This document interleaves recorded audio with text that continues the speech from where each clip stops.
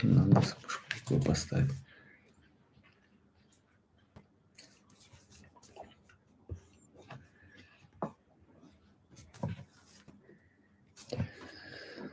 Ты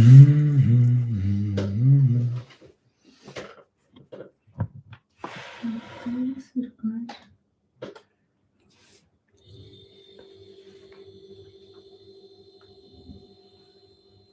Скажи что-нибудь интересное. Так, а что, кому говорить? Я же не вижу, чтобы отображалось что-то, кто-то. Ну, спроси: "Привет, ребята", бла-бла-бла.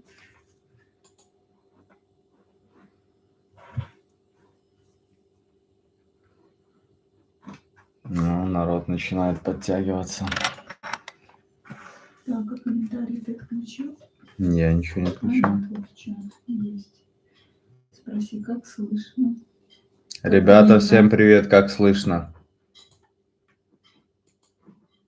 Читай сбоку, видите? Я вижу, да.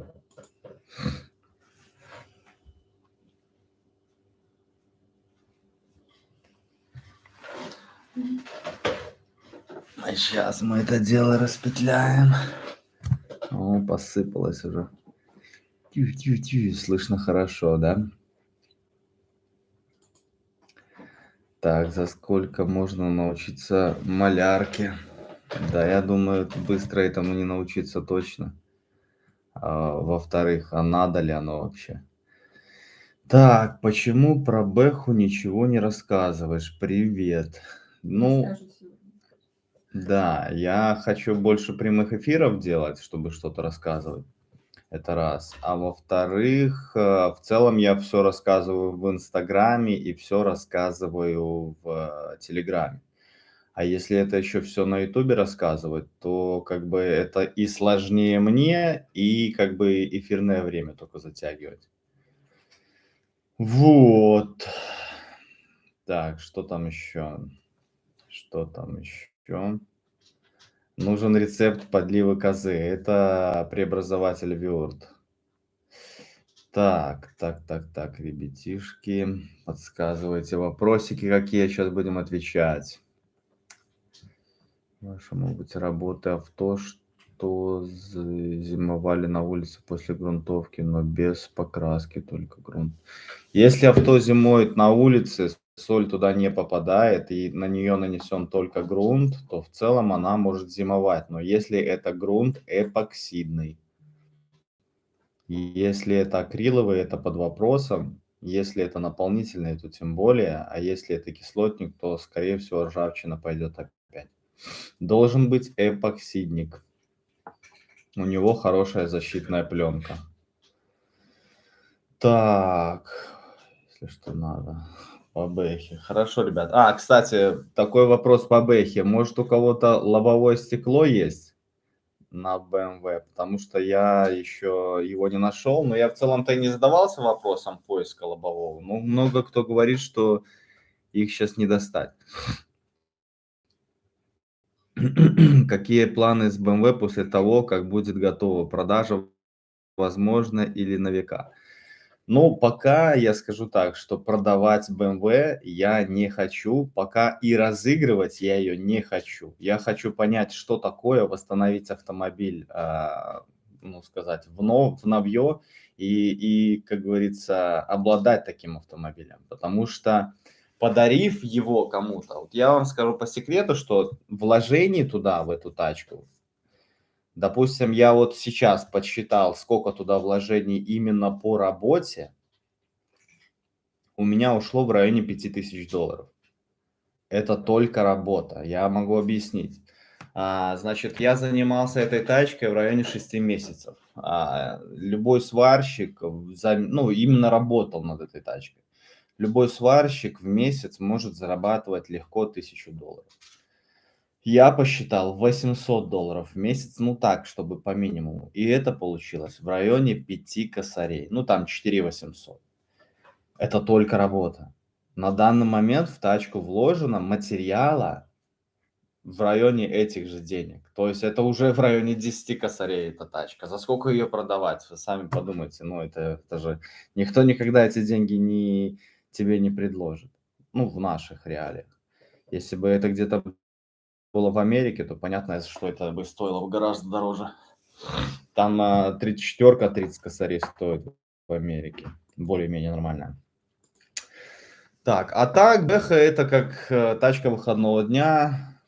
Прикольно, интересно. Ну, я не знаю. Будем смотреть. Я каких-то сверхпланов там продать ее и заработать на этом, ну, у нас это невозможно. Это было изначально, было понятно уже.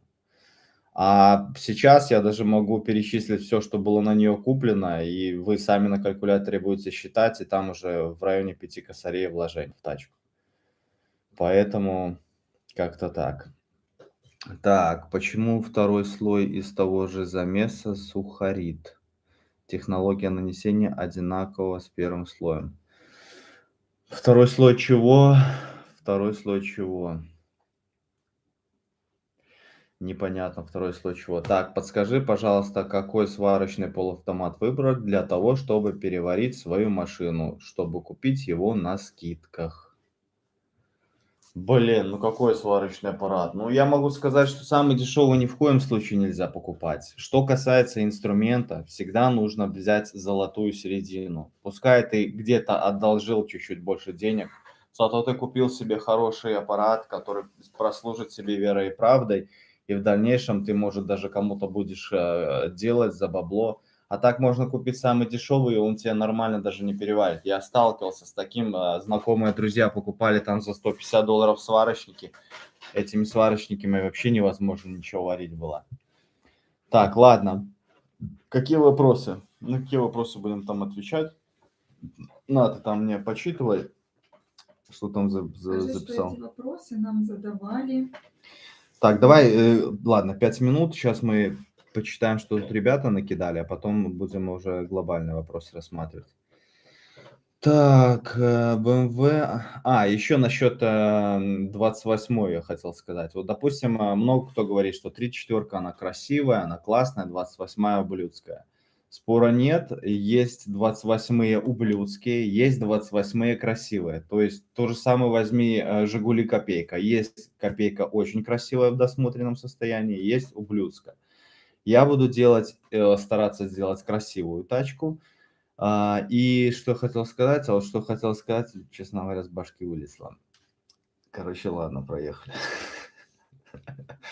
Двигаемся дальше. А что я хотел сказать? Но тем, Хрен его что знает. ты сказал, что есть ублюдские, а есть неублюдские. Вот твоя будет... Не, классная. вот что я хотел сказать, что 28-я, она уже переходит в состав как типа раритетного автомобиля. Это уже не просто тачка, которая там 34-ка, она еще является обычной гражданской машиной. Но уже 28-я, она является классикой. То есть на нее ни запчастей нет. Чтобы вы понимали, уже не каждый человек может себе позволить владеть такой тачкой, потому что запчасти на него достигают порой там каких-то вообще космических ценников.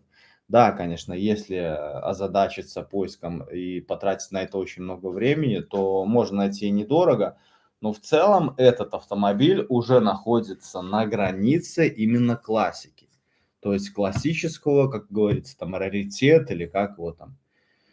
То есть того, чего уже в целом, даже ты будешь ездить целый день по городу, ты ни одной такой уже не увидишь, понимаешь? Да, это уже, как бы, можно сказать, эксклюзивный музейный экспонат. То есть ты выйдешь куда-то, и это не машина на каждый день, это нужно понимать, потому что, ну, и как бы и содержать ее дорого, и, ну, сами понимаете. Окей. Ладно. Вопросы? Да, давай вопросы какие там есть. Так, затронем тему антикор. Как сделать авто лет на 10-15, чтобы он не беспокоил? Как его обработать? Так, ну, во-первых, 10-15 лет, это, я не знаю, кто задал такой вопрос, но хочу сказать сразу, что 10-15 лет только можно защитить новый автомобиль. И то в нынешних реалиях это вполне, как сказать, относительно. Потому что если автомобиль уже старый и уже есть ржавчина в стыках металла, то уже как таковое все это уже временно. Если автомобиль будет ездить только летом, то в целом можно защитить, потому что автомобиль разрушается только зимой, ну, в целом от коррозии. Поэтому, если автомобиль новый, и его защитить правильно, пролить все скрытые полости, там по факту, ну, можно использовать недорогой, одним пушечным салом можно сделать все. Но опять же, пушечное сало мне не очень нравится, потому что ты его вроде нанес, а потом что, начинаешь вроде тачку ремонтировать, что-то откручивать, постоянно в этом сале вымазывать, ну, вообще неприятно иметь дело, конечно, с ним, но оно очень-очень действенно. Если из дешевых вариантов, новую тачку загнал, пролил все скрытые полости с пушечным салом, растопил его, пролил наружку, все, ты можешь, в принципе, забыть. Я думаю, что лет на 10, наверное, ты можешь забыть. Но если у тебя автомобиль старый, обязательно это нужно песочить, но я вам так честно скажу. Если вот, как у меня, я песочил свою маленьким этим пистолетом, я изначально хотел ее завести на пескоструй. И я понимаю, что даже если бы они мне отпескоструили ее, все равно появилась какая-то дырка. Я вскрываю эту дырку, залажу туда в нишу, а там такая же ржавчина. А эти ребята, которые песочили, по-любому туда бы не залезли, потому что доступа не было. И в итоге как-то нужно разрезать эту дырку, все внутри отпесочить, загрунтовать, а потом только заварить. Так делают, ну, единицы, вообще единицы.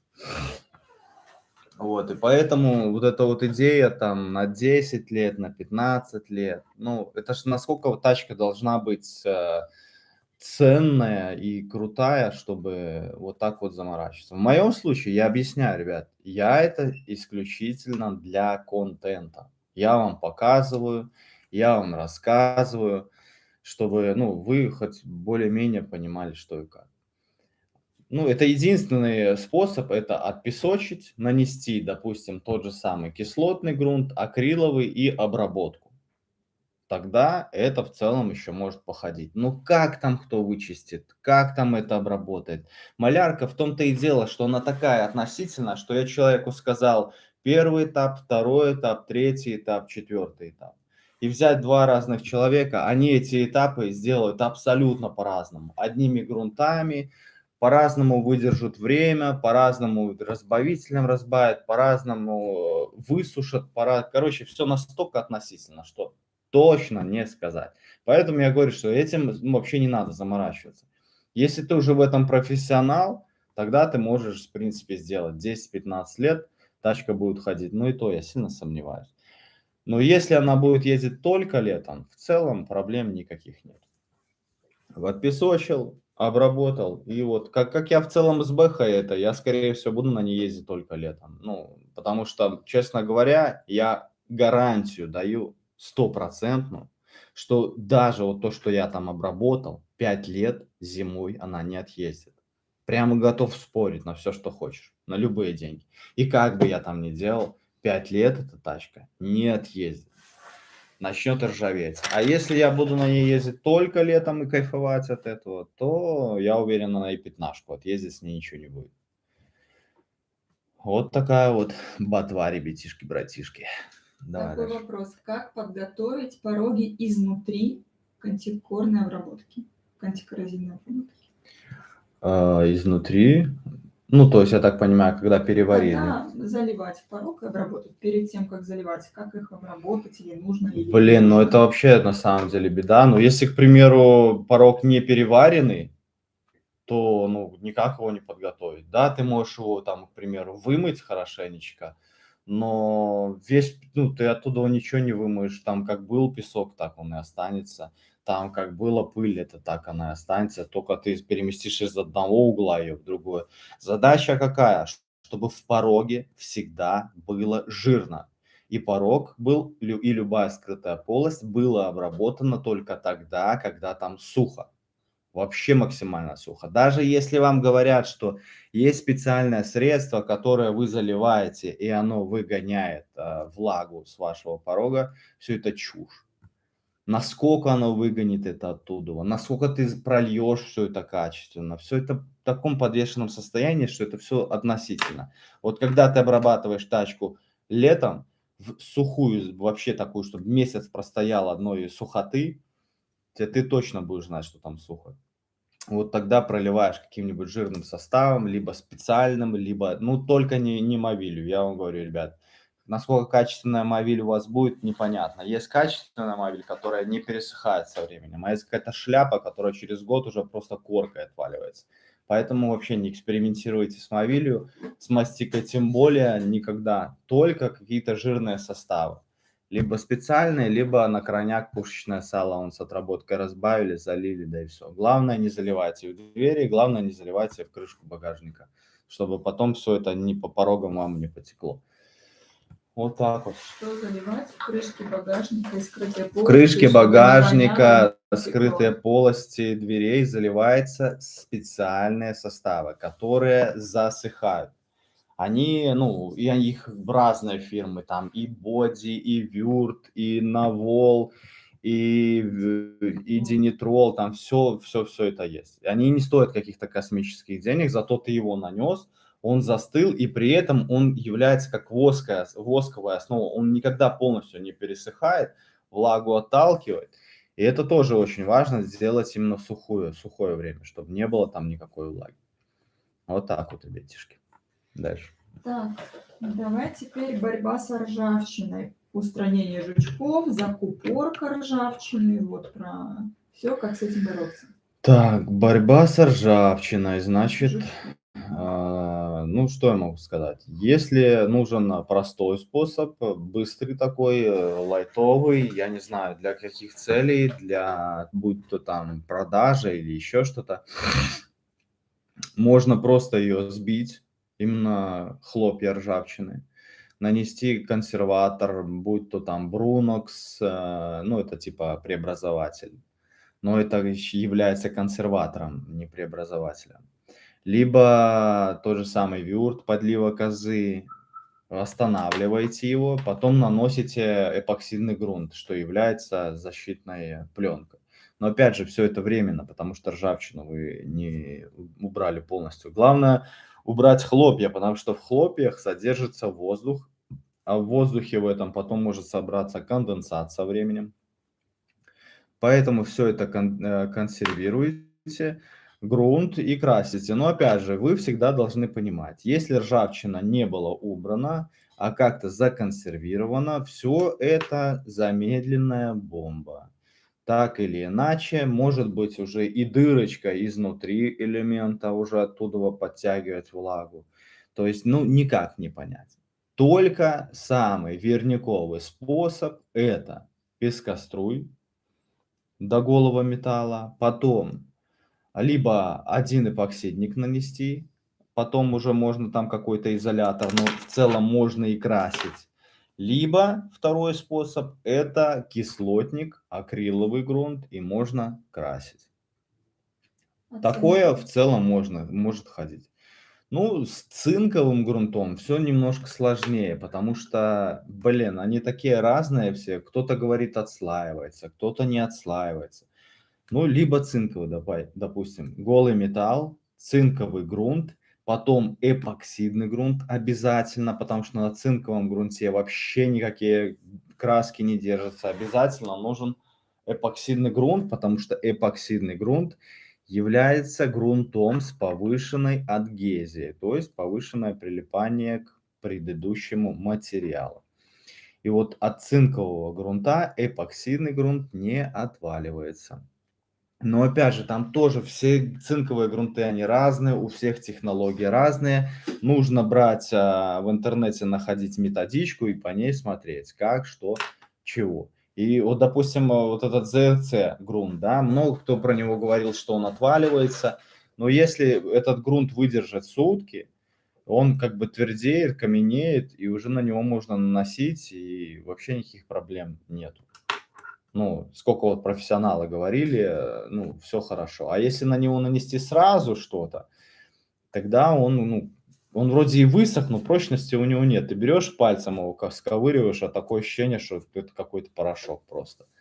Ну вот, в итоге просто нужно читать правильно методичку, все это в интернете есть, поэтому к каждому материалу это нужно читать. Ну, это мы не читаем, мы все пробуем на глаз. Мгм. Все на глаз и пробуем на своих Так, ошибках. третья тема – перекупство.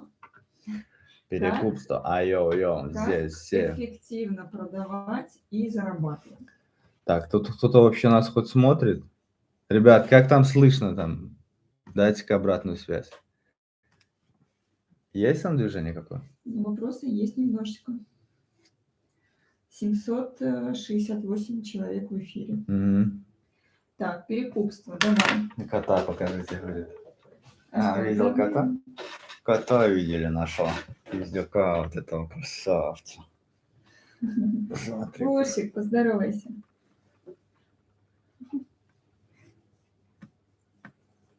Узнаешь? Теперь перекупство давай.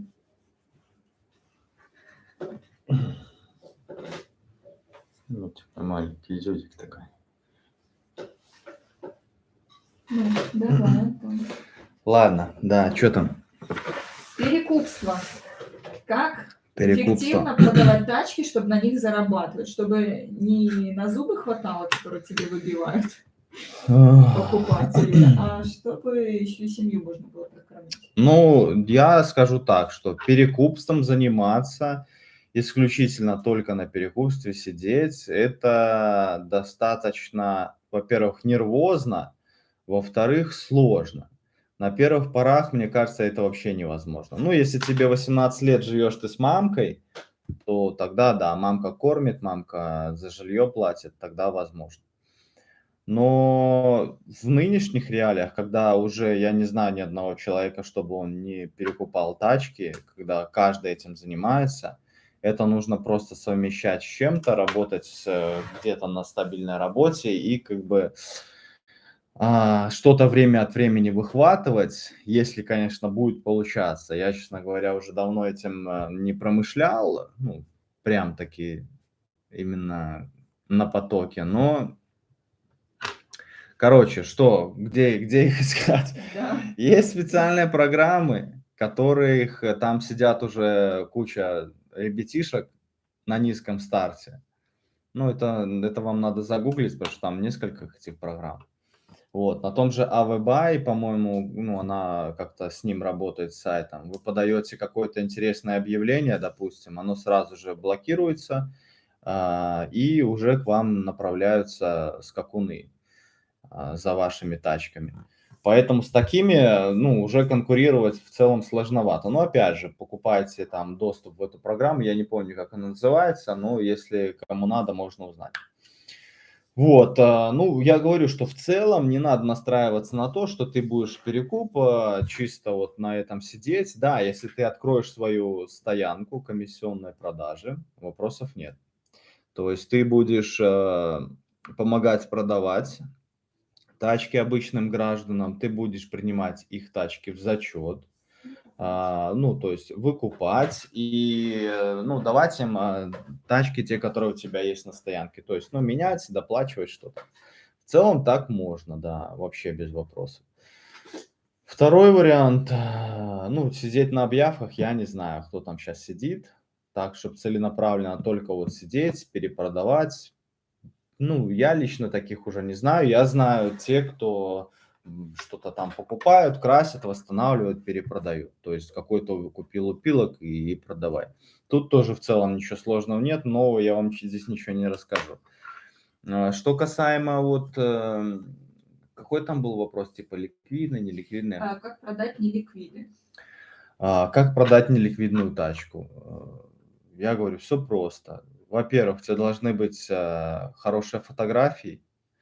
Во-вторых, у тебя должно быть объявление проплаченное, потому что проплаченное объявление – это то объявление, которое показывается человеку, даже если он не ищет твою машину. Оно ему всплывает, у него, допустим, 3 рубля, он натыкается на что-то похожее, о, блин, а я даже не рассматривал такой вариант. Все, фотографии приятные, заходит описание. Вот даже банальный пример соседу по гаражу. Он выставил Mazda 626, 1300 у него была. Я говорю, ты выставил ее очень дешево, поэтому ты не можешь ее продать. Она вообще не продавалась. Ее даже никто не приезжал, не смотрел и не звонил. Получается, я говорю, давай я тебе ее отфоткаю, давай ты ее помой и напишу тебе нормальное описание. Я ее ему отфоткал, сделали описание, поставили и проплатили обязательно объявление. И он ее продал в течение 2 дней. Продал за даже чуть-чуть дороже, чем, вот, допустим, она у него изначально стояла 1300, потом мы ее поставили за 1850, и он ее продал то ли за 1350, то ли за 1400, точно не помню. В итоге он продал чуть дороже своей стоимости. В чем эффект? Что здесь сработало? Сработала следующая ситуация. Средняя рыночная стоимость этого автомобиля была 2000. Он за нее хотел 1300. Он знал, что она немножко у него упиленная, поэтому продавал 1300. Я ему говорю: послушай, ты не продашь ее за эти деньги, потому что ее никто не будет смотреть, потому что все думают, что она просто мертвая. Она стоит на $700 дешевле всех, которые продаются на рынке. Поэтому, ну, нет смысла. Ее нужно ставить дороже, чтобы человек приехал, с гордостью скинул там долларов 500 и забрал ее за изначальные деньги, которые ты хотел. Вот так ты ее продашь быстрее. Но для этого нужны фотки, для этого нужно описание. Так оно и получилось. Вот. Что касаемо неликвидных автомобилей, никаких проблем нет. Если ты занимаешься неликвидными автомобилями, ты будешь знать, что, допустим, твоя тачка продается 2 месяца, но при этом ее смотрит один человек. Один человек ее смотрит, и он ее покупает. Что касаемо, допустим, продаешь ты Passat B3, тебе в день звонят там 30 человек. Ну, каждый день, ну, как ты только ее подал, допустим, там 50 человек позвонило, а в следующий день 30, потом 20. По факту ты ничего не можешь делать, кроме того, как показывать эту тачку и разговаривать по телефону. Это неудобно. Это ликвидный автомобиль. Поэтому, и, кстати, много показов, бессмысленных, много разговоров, а неликвидную тачку ты показываешь один раз и ее продаешь. Поэтому, значит, тебе нужно, допустим, 10 неликвидных автомобилей, чтобы на этом зарабатывать. Вот и все. При этом ты не дергаешься, как паралитик. 10 пассатов B3, я не знаю, тебя просто разорвут на части. Ты даже не сможешь их показывать в целом, потому что одновременно у тебя будет смотреть 17 человек, твоих 10 пассатов. Кому ты как там будешь их продавать, непонятно. Вот. Поэтому не вижу никаких проблем с неликвидными автомобилями, просто, ну, чуть-чуть больше должен быть у тебя стек, ну, кэша больше должно быть. То есть как-то так. Вот. Потому что, ну, и здесь и конкуренция меньше. За ликвидными все гоняются, за неликвидными, ну, мало кто гоняется. Ну, на них можно тоже зарабатывать вполне вообще легко. Но тут должны быть и технологии. Объявление должно быть всегда проплачено, красивые фотографии, неплохое состояние. Вот и все. Быстрый марафет к продаже. Основные аспекты. Быстрый марафет к продаже. Ну, устранить все то, что изначально тебя испугало. Вот ты когда тачку эту купил, тебя оттолкнуло. Прям вообще вот эти вот моменты, какая-то провисшая ручка, по-любому надо поменять. Где-то порванное сиденье, какую-то маечку там, внутри все помыть. Ни в коем случае вот этих вот не надо лимонить эти панели. Блин, это такая чушь. Я вообще не знаю, кто этим занимается. Я когда это вижу, меня прям тошнит от этого. Я понимаю, вот это сразу видно, что человек готовил тачку и лимонил её. Просто взял, просто протер и все, не надо ничего там вымазывать. Просто помыл ее и все, красота. Вот. Колеса подкачал, там самые такие, где-то подвеска может чуть подстукивать, но по возможности, если недорого устранил. Все. Ну, подвеска это, на мой взгляд, это самое такое. Вот внешний вид главное там. Но опять же, если пороги у тебя там вывалились, то что ты, марафет, не марафет, пороги нужно делать. Либо, ну ни в коем случае я не поддерживаю там монтажная пена и всякое такое. Вот. Если делать, то делать уже хотя бы более-менее нормально. Это переварил, покрасил, пускай даже хреново переварил, несколько лет отъездил, главное, чтобы автомобиль поднимался. Вот и все. Сварка в стык и внахлёст. Тогда Сварка в стык, сварка внахлёст.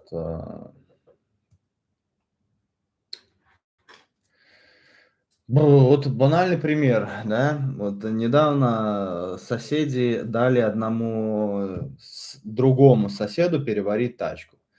Тот недобросовестный мастер, так сказать. Да, может, мангал он варит хорошо, но вот с тачками он варит совсем хреново. И он никому не сказал, что у него опыта за плечами, там, допустим, 5 машин. И то все 5 машин, которые он варил, блин, полная жуть была. Вот.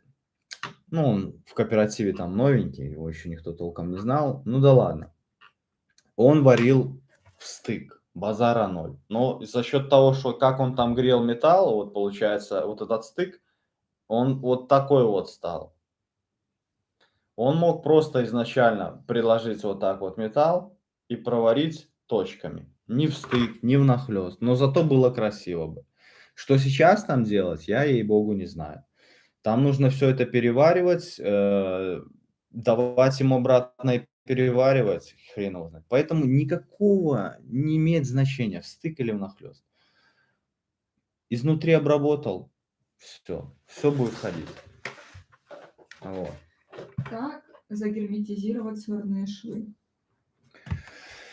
Сварные швы загерметизировать. Ну, вопрос где? Вопрос Ну, где? допустим, на порогах, вот что чаще всего. Где влага, где соли, где вот это все. Сварные швы загерметизировать. Ну, я, наверное, думаю, человек спрашивал больше про днище, наверное, если на дне переварил. Ну, сварной шов прошел, если он у тебя в стык. Вообще, я понял так, что сварной шов любой нужно отпесочить. По возможности с двух сторон.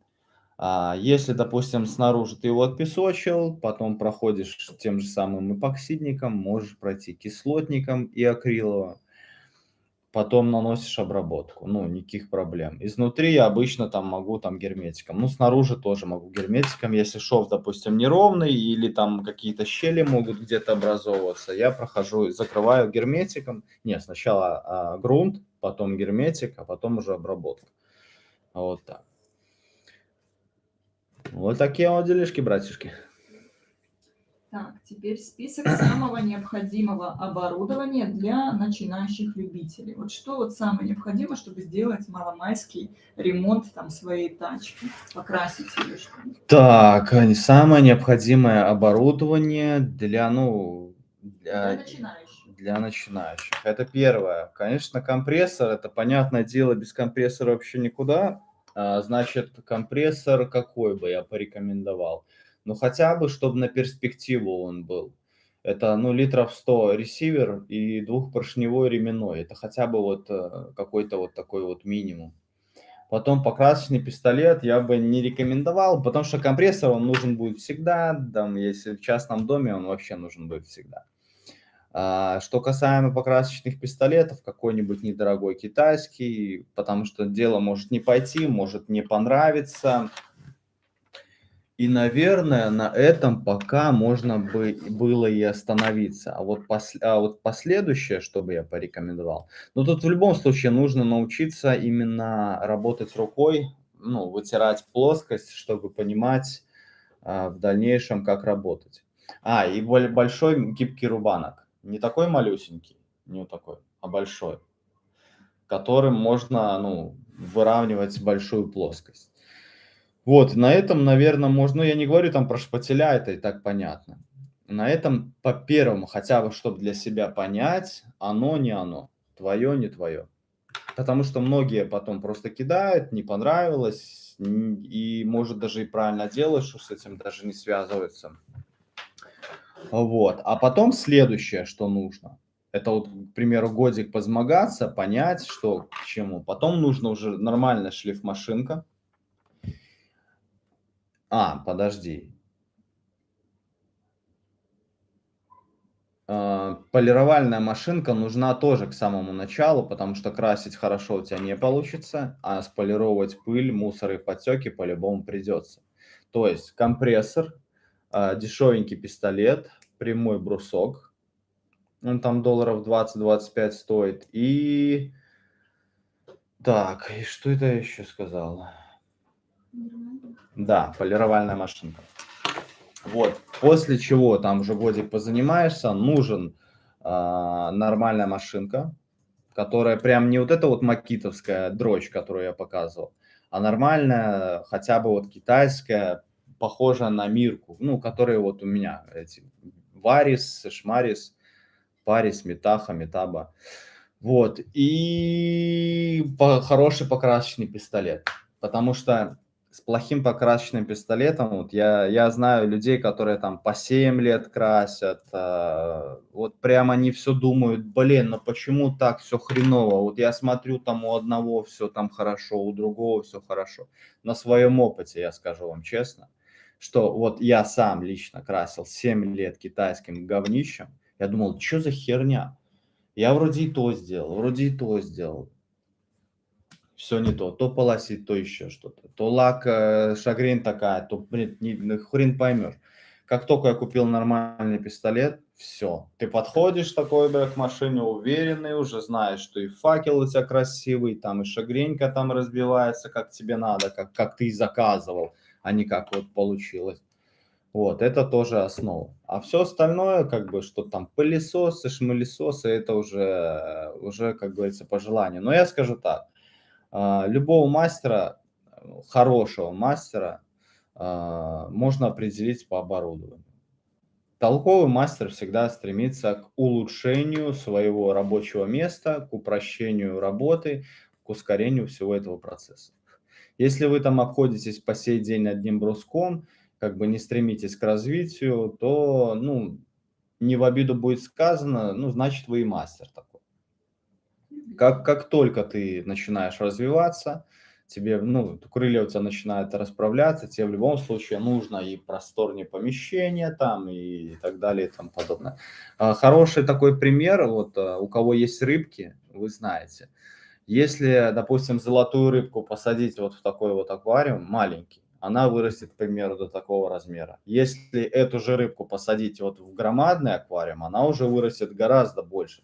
Плюс-минус здесь то же самое. Каждое улучшение твоего инструмента, улучшение твоего пространства тебя развивает в первую очередь. Как-то так это работает. Как оборудовать и подготовить гараж для покраски? Приточки, Как вот это всё. оборудовать и подготовить гараж?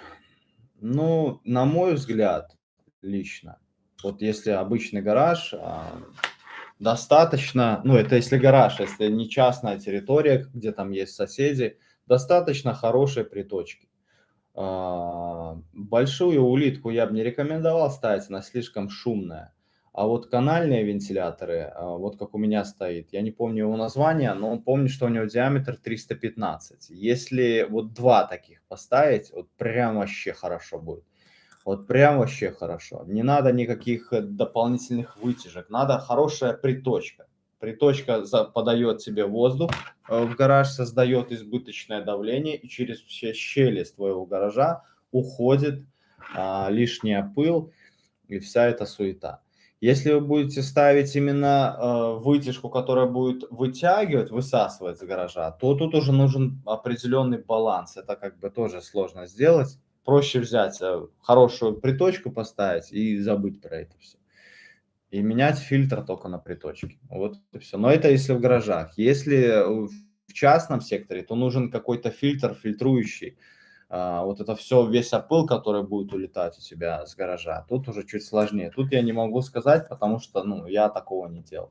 Тут надо уже изучать, как строятся эти камеры. Но тут повозиться прям надо будет вообще конкретно. Я именно легкий способ вам рассказал. Как ты пришел на YouTube? Почему пришел? Чем мотивировался?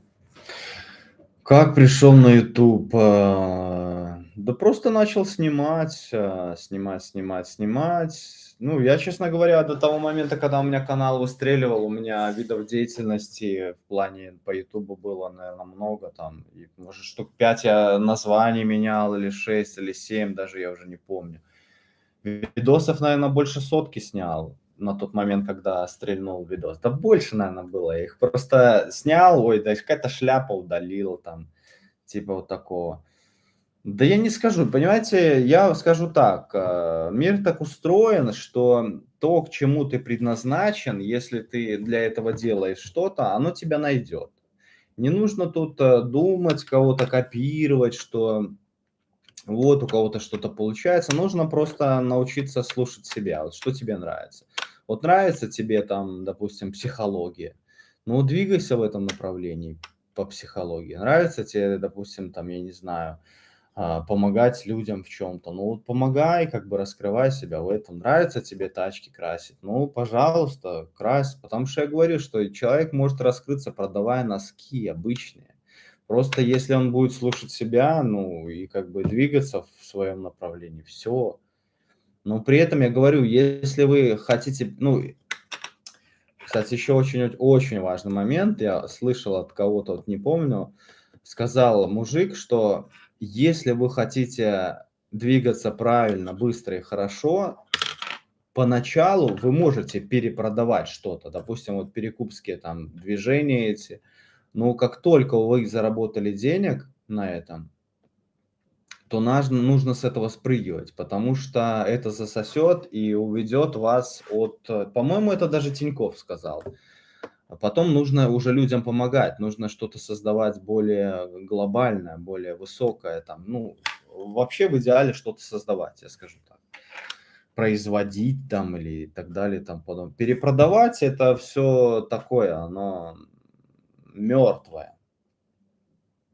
Души в этом нет. Здесь только есть деньги, все. А если вот двигаться как-то вот высоко, далеко и глубоко, то нужно что-то создавать. Вот так вот, ребят. А вопрос какой изначально Как ты был? пришел на YouTube? Поэтому, ну, так вот и пришел, начал что-то делать, я говорю, что-то вроде хотел людям дать, хотел что-то подсказать, хотел что-то рассказать, оно само меня нашло, само меня раскрыло, вот и что с этого получилось. Вот и все, да. Продолжает, я надеюсь, это же не конец, мы будем и дальше двигаться, будем с вами что-то думать, смутить, крутить. Ну все, Чё там тогда дальше? давай из чата на вопросы поотвечаем. Давай с чата поотвечаем, что Ты сам или сказать. ты Нет, поставишь? ты читай, я так буду посматривать. Так, давай немножечко. Так, Ильдар спрашивает. Я свою машину полностью зачистил. Мгм, Арку переднего крыла металлической щеткой. мгм. Через болгарку обработал кислотником, потом грунтом и после антигравием. Правильно ли я сделал? Значит, обработал, вычистил болгаркой До металла. до металла, но именно этим волосатым кругом, да? Щеткой через Щеткой. болгарку. Ну, это уже неправильно, потому что, ну, как бы можно так чистить, но опять же, потом нужно риску набить, и, по-моему, риску он не набил, да? Он щеткой через болгарку, потом кислотник, потом антигравий. Ну, если я скажу так, что ржавчину уже с щеткой просто вычистить, ну, это уже такое себе. Кислотник с этим не справится. Тут надо уже какой-то преобразователь типа Вюрта. Вюрт, Брунокс, там такого плана. Он ее законсервирует, но и то это на время, как бы, ну, максимум на год, ну, полтора, ну, два, может, и то, если летом не ездить. Вот, ну, скажу, что вроде бы и да, вроде бы и нет, короче. Так, хороший ли полуавтомат Solaris Top Mig 226? Наверно. У меня такого нету. Не знаю. Солярис в целом, ну, неплохая, тема. Неплохие эти сварочники. Так, скажи ребятам, пусть вопросы, которые хотят услышать сейчас, пусть они их продублируют, вот, чтобы свежими упали. Давайте, ребята, накидайте вопросы, которые вы там задавали выше, чтобы мы там не потерялись. Почему не рассказываешь, как правильно разбавлять грунт, краску с разбавителем, растворителем или с чем мешаешь? Ой, перепрыгнула. Всё, я понял. И с чем правильно мешать? Значит, минимально, то есть самый худший вариант — это разбавлять R12. 646 якобы не надо, потому что много кто там говорит, содержится вода и так далее и тому подобное. В итоге, допустим, если я разбавляю грунт, я скажу так, что я все разбавляю исключительно на глаз. Когда там просто я, сами поймите, я делаю сейчас тачки именно, ну, неответственные. То есть, может, они для кого-то и ответственны, но я делаю все свои машины. Мне нужен специальный стаканчик там или весы, это все как бы напряжно, я делаю больше на глаз, потому что я вижу текучесть материала. Если, ну, достаточная текучесть материала, я когда заливаю в банку и начинаю его перемешивать уже, смешивать, я прям по звуку слышу, что, ну, недостаточно. Она, ну, не той текучести. Вот, а в целом все написано на банке. Как правило, там в грунте там процентов 15 разбавителя от общей массы. Ну, это все надо смотреть на банке, потому что всех все разное, тут точно не сказать. С базой тоже. Одна база разбавляется 1 к 1, вторая база разбавляется там 50% разбавителя от массы. То есть так не сказать, ребят. Все написано на банке. Когда будет ролик по BMW? По BMW, ну, мне надо сейчас шумку доделать. Вот как только шумку я доделаю, ну, я думаю, я не знаю, блин. Ну, наверное, там еще суппорта мне еще.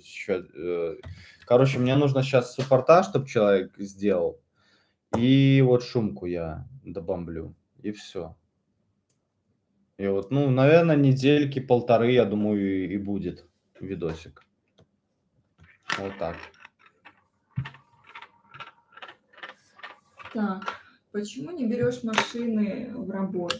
Все хотят к тебе свои тачки пригнать, Мгм. а вот говорят, что у них нету таких мастеров, а к тебе готовы за 1000 километров привезти. Ну, я не беру, потому что, ну, во-первых, некогда, а во-вторых, незачем.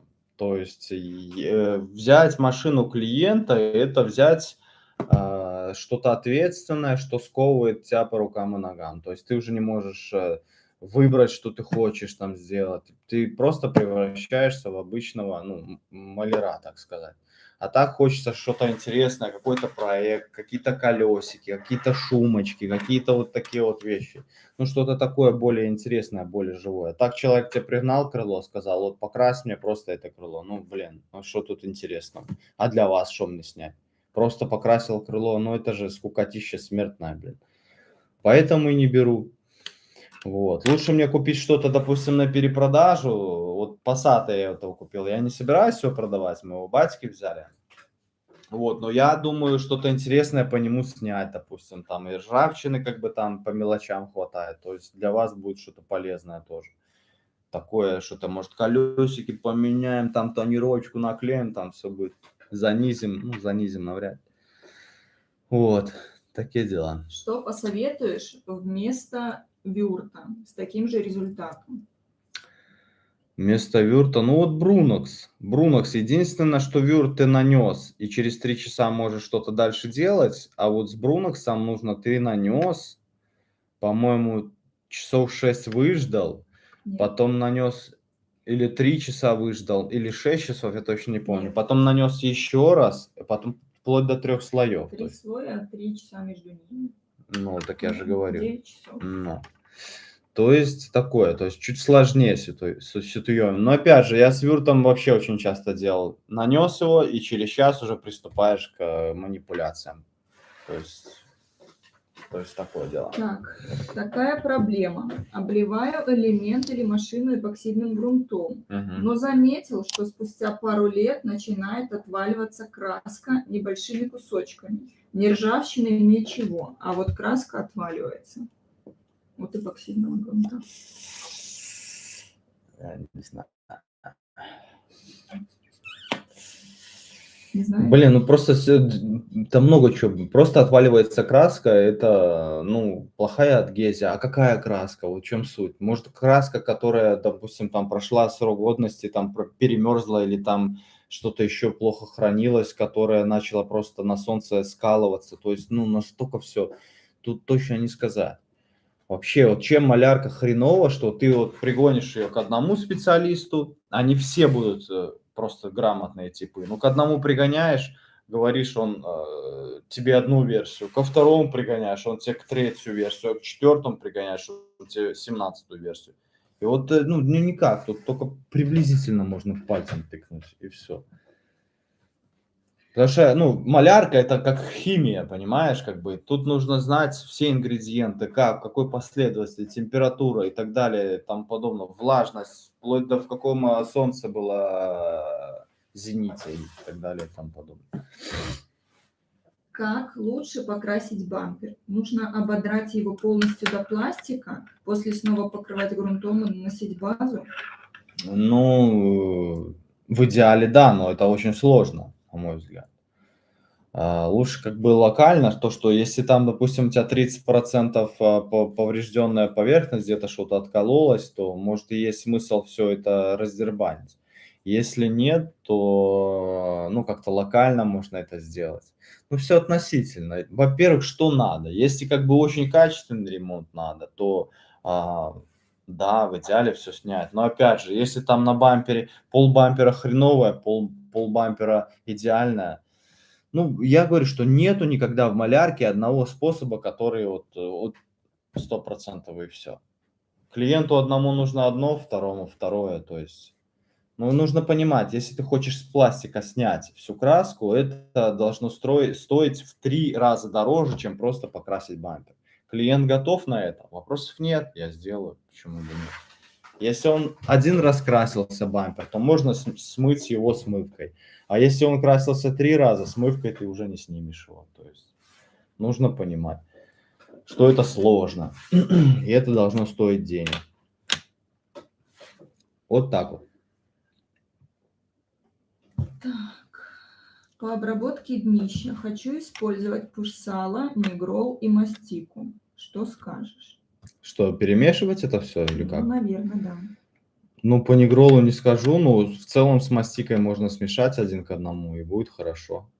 Можно не смешивать, просто пушечным салом, тоже будет хорошо. На мой взгляд, мастику добавляют исключительно для цвета. Ну, все.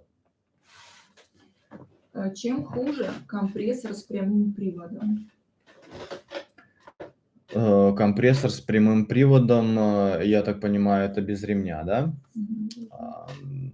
Ну, ресурс у него, как правило, поменьше, потому что количество оборотов у него больше. Допустим, ременной у него порядка 700-800 оборотов в минуту, прямой привод в районе 2000 оборотов. И это нужно понимать, что и перегрев больше, и нагрев воздуха больше, и конденсата больше, и так далее, и тому подобное. Ресурс, короче, снижается. Спрашивает по перепродаже, как быть с документами, нужно ли регистрировать и так далее. Расскажи, пожалуйста, очень жду. С перепродажей регистрировать. Ну, блин, сейчас на самом деле все так сложно с этими. Я ни одного человека уже, я не помню, когда последний раз встречал, который говорит, да на, бери по счет справки там, или возьми там по вообще ксерокопии паспорта. Такого я уже не встречал ни разу. В лучшем случае это счет справка, которую потом можно аннулировать и переписать на нового уже владельца. Но тем не менее в налоговой ты уже отсветишь. Либо оформить на себя, там, либо на вешалку какую поставить, там, на знакомую. Ну, это, по-моему, самый простой вопрос сейчас, то есть на кого-то зарегистрировать. Вот. Если нет, ну, оформляешь ИП, и фирму, и на фирму ее проводишь, если у тебя машин очень много. Потому что нынче, ну, я не знаю, чтобы кто-то, допустим, 10 машин продал за месяц, и все они были на транзитах. Ну, не по счет справки, а по ксерокопии паспорта. Поэтому сейчас либо ставить на кого-то надо, либо делать счет справку. Ну, так или иначе, ты уже, ну, отсвечиваешь. Вот. Если деталь покрыл эпоксидным грунтом, нужно ли потом набивать риску перед шпатлеванием? Ну, блин, ну такой спорный момент. Много кто говорит, что нужно. Ну, я делал, и, допустим, сколько там проходило времени, что-то, по-моему, часа 3. Ну, я шпаклевал прям на... Ну, в идеале, да, чтобы не морозить, не вымораживать, проще набить риску, да. 240-очку и шпаклевать. После пескоструя обязательно ли наносить риску? Ну, блин, тоже такая. Кто-то говорит, что обязательно, там, а кто-то говорит, что не обязательно. Типа деталь кварцуется, нужно перемотовать. По мне, ну, блин, что может быть лучше замотованного элемента от пескоструя? Просто его обезжириваешь и делаешь с ним дальше манипуляции. Не надо там ничего мотовать. Все. Николай Пенчконский передает Айоу, тебе йоу. привет и говорит, приезжай на Байкал. Все, выезжаем, братишка. Пошли покуримся. Все, пошли. Так, пушсало быстро вымывается с колесных арок. Согласен ли ты с этим? Да. Чем лучше обработать колесные арки по старому битумному антикору? По старому бизомному антикору. Ну, вообще, я рекомендую по возможности ставить защитные подкрылки туда. В идеале промазать все пушечным салом, поставить подкрылки и забыть. Нет, тогда нужно наносить что-то крепкое, типа каучуковые мастики.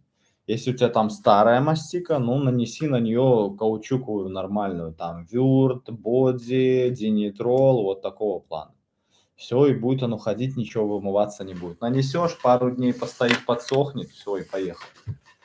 Ну, можно и сразу ехать, но она еще мягенькая будет просто, плитка. Как быстро перекрасить бампер с серебра в синий металлик? Бампер азиатский, не гладкий, Mazda. Надо ли счищать полностью краску? И какова последовательность слоев? Праймер, грунт или что-то? Ну, я говорил раньше, в идеале, если в идеале, Ну, то ты шершавый. полностью шершавый. Да. Если бампер шершавый, вот он спрашивает, он шершавый. Значит, замотовываешь эту шершавость 240-кой, наносишь праймер, повышающий адгезию, потом наносишь, наверное, грунт-наполнитель я бы наносил. Но еще некоторые в него добавляют пластификатор, но я никогда в жизни его не добавлял. Вот. И потом можно замотовывать и красить уже. То есть первое это грунт, повышающий адгезию, он же бамперный грунт. Ну, не который шершавый, а который типа прозрачный, он повышает адгезию именно. Потом грунт-наполнитель, а потом уже красишь его. 240-ка именно тебе нужно сравнять вот эту вот шершавость, которая была на пластике. 120-ка, если ты начнешь это делать, тогда вот у тебя вот там такая вот бахрома появится. Это лишние дела. Если обрабатывал днище и скрытые полости в мокрую погоду осенью, все на смарку? Еще раз. Если обрабатывал днище и скрытые полости в мокрую погоду осенью, значит все на смарку? Ну, скорее всего, будет плюс-минус так. Если днище было мокрое или там какие-то капельки воды попадали, то ты, во-первых, чем ты это обрабатывал? Если пушечным салом, то, мне кажется, ничего страшного, ну, влага оттуда как-то выйдет. А если ты мастикой какой-то, то со временем она там начнет либо от жары раздуваться, либо от мороза тоже расширяться. То есть появятся пузырьки такие. Ну да, скорее всего, в этом месте начнется развиваться коррозия. Ну так. Мы забыли объявить о розыгрышах пескоструя. 2 штучек. А это в Инстаграме и И в в Телеграме. Телеграме. Короче, ребят, будем разыгрывать пескоструй. Я, наверное, показывал. Сейчас я покажу фотографию.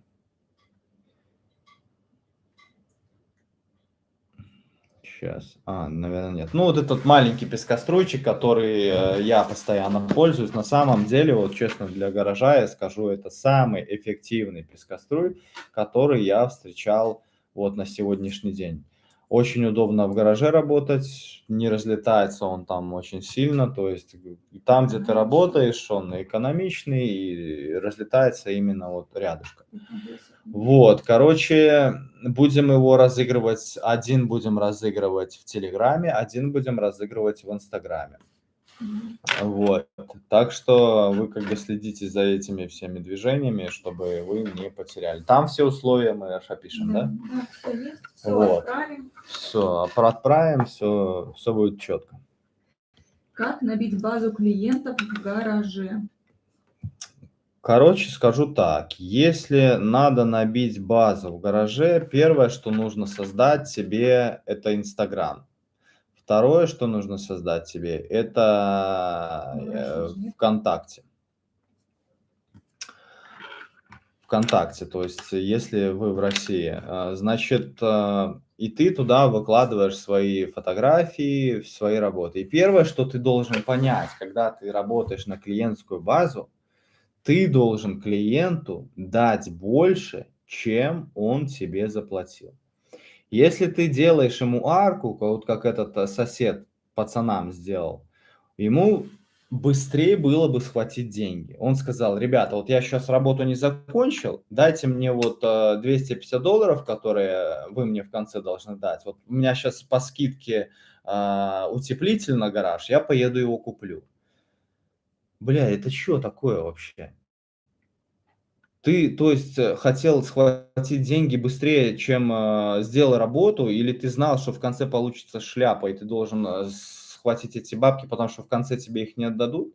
Вот такого не должно быть никогда. Если ты сделал работу хреново клиенту, ты так ему объясни, что: дружище, вот я хотел здесь сделать хорошо, но получилось хреново, поэтому давай вот за вот эту вот арку ты мне денег не заплатишь, потому что, ну, я считаю, что я сделал хреново. Вот. Тогда у тебя клиенты будут, если ты будешь с ними по-честному и откровенно. А если ты хочешь просто схватить денег у них, как вот много мастеров таких, то клиентов у тебя не будет никогда. А если и будет, то все деньги, которые ты будешь зарабатывать, они будут улетать у тебя либо на ремонт, либо на здоровье твое. Поэтому все нужно по чесноку, ребят. Если по-честному будете делать, у вас от клиентов отбоя никогда не будет. И что самое интересное, с клиентом нужно всегда разговаривать как с другом. Не вот так вот нос задравший, что типа ты тут чел, не в рот, как говорится. Спец. Да, ты должен с ним, вот если ты себя таким считаешь, ты должен с ним опуститься до уровня клиента и быть с ним наравне. Пускай он выше тебя, значит, подняться на уровень к ним. Быть ему в первую очередь другом, выслушать его проблему, а не то, что как вот большинство мастеров. Ты подъезжаешь, а они, сука, как мрази себя ведут. Вот откровенные мрази. Типа: что ты сюда приехал, блядь? Вот я вот очень часто приезжаю именно к спецам, и вот они себя ведут так. Они меня не знают, но я как бы там ничего не говорю. Чё ты сюда приехал, блин? Чё ты мне здесь рассказываешь? Да мне вообще похер. Ты как разговариваешь с клиентом, мразь? Ёб твою мать. Так нельзя никогда себя вести. Если ты хочешь клиента и клиентов, ты должен всегда быть с ним на уровне и быть порядочным. И всегда выслушать, что он хочет. А вот эти вот мрази, знаете, что это мрази, и с ними вообще нечего дела иметь. Когда ты видишь вот такого вот мастера, значит, это чмо. Разворачиваешься и уходишь от такого мастера. Потому что он гондон. Как дошел до съемок таких подробных с разных ракурсов? Сильно увеличилось время работы со съемками? Да, я же говорю, что если я порог, мне, допустим, на один порог нужен день, то я со съемкой могу и 3 дня его делать. Ну, раза в 3 так точно увеличилось. Я говорю, если бы вот я бэху эту делаю, я вот делаю сейчас её 6 месяцев, если бы, даже, наверное, уже 7. Если бы не съемка, ну, я думаю, бы месяца бы за 3, ну, за 2, наверное, бы нет, но месяца бы за 3, наверное, бы я сделал. Ну, мне так кажется. Как правильно пользоваться шпаклевкой по пластику? Пытался нанести на на поврежденный бампер, а она потом отвалилась. Вообще можешь... Шпаклевка по пластику отвалилась? Да, От пластика? да, поврежденного. Мгм. Вообще можешь сделать короткое видео, гайды по использованию разных материалов. Блин, ну это прям, я не знаю. Это же надо, ну, это не просто на самом деле. Это нужно коротенькие видосики вот такие вот снимать, потом их нужно, куда-то складировать, а потом все это в один как-то закинуть. Блин, это, ну, я даже прям не представляю, как это сделать. Ну, просто если вы есть в "Инстаграме" либо в телеге, то, ну, рано или поздно что нибудь такое снимем по-любому. Ну, коротенькое, да, чтобы всем было полезно. Так, как относишься к 124-му Мерсу? Супер тачка, пушка, гонка. Может, когда-нибудь и восстановим. Так, от какого производителя покупать арки? Если вы в Беларуси, ребят, сейчас вы только можете белорусские арки покупать. Клокер Хорм, если порог раньше стоил, сейчас скажу, то ли 70 рублей, то сейчас он порой достигает до 500 рублей. Не потому, что там, а потому что у кого-то на складе они остались еще, и их просто уже не завести, и их просто уже продают по космической стоимости. Допустим, 10 штук их сейчас, допустим, на складе. Они продаются по 500 рублей, останется их 5 штук, они уже будут продаваться по 800 рублей. Останется один и будет продаваться за 2000 рублей. Я больше чем уверен, что он так и будет. Завести их не скоро сюда уже заведешь, я так полагаю. Дальше. Занимаешься ли чем-то, кроме BMW в данный момент? Да нет, пока ни на что нет времени. Сейчас шумка, потом проводка, потом двигатель. Потом уже кузов буду делать. Ну, он сделанный в плане красить. На больше ничего не хватает времени. Ну, может, что-то такое, типа вот Passat какой там. Если было бы сейчас лето, может, я бы за пару дней покрасил бы, что-то там подснял бы, но сейчас нет. Как по разговору понять, что этому мастеру стоит отдать машину в ремонт? Какие вопросы задавать, чтобы понять его компетенцию? Ну вот я говорю сразу, вот то, что я говорил. Если вы перед собой видите гондона откровенного, вот прям разворачивайтесь, даже ничего ему не объясняете. Вот просто ты видишь, как он с тобой разговаривает, как с чепушилой, вот как будто лоха он перед собой видит. Вот это ты там мразь. Просто разворачиваешься и уходишь от него. Вот. Первое, что по возможности у человека должен быть нормальный инструмент. И ты должен это увидеть. Должно быть нормальное помещение. Нормально все там должно лежать. Там не грязь, не срач, не там, не бушные эти клеенки в углу, там вместе с бутылками, с банками, с этими. Ну, по возможности. То есть я знаю, что есть нормальные ребята, которых там срач в гараже, но тем не менее они делают работу более-менее нормально. Но я скажу так, что у тех ребят, у которых есть порядок на рабочем месте, с большой долей вероятности они вам сделают работу хорошо. И если даже где-то они что-то накосячат, они это исправят. А вот эти вот мудозвоны, которых там и срач постоянный, там и всякое такое, и разговаривать с ним нормально нельзя, тот и потом тебя и нахер пошлет, и как бы и деньги не вернет, понимаешь? Расскажи. То есть, подожди, в первую очередь ты должен приехать к человеку, к порядочному, нормальному, приятному человеку. Запомните раз и навсегда. Если ты приехал к мастеру, и он себя вот, да я там то, да я тому, да я сему, там я там начинает себя рекламировать, знайте сразу, что, как правило, рекламируют себя говнюки. Нормальный человек себя не рекламирует. Его уже до вас рекламировали знакомые, ваши, которые вам порекомендовали его, понимаете? А вот это вот говно, которое начинает тут и да я, как правило, там за этим ничего нет. Ну, опыт у меня такой. Вот все, кто вот так вот говорят, ну, вот себя ничего не представляют. Вот без исключения. Все, абсолютно. Кто так говорит? Да я. Давай дальше.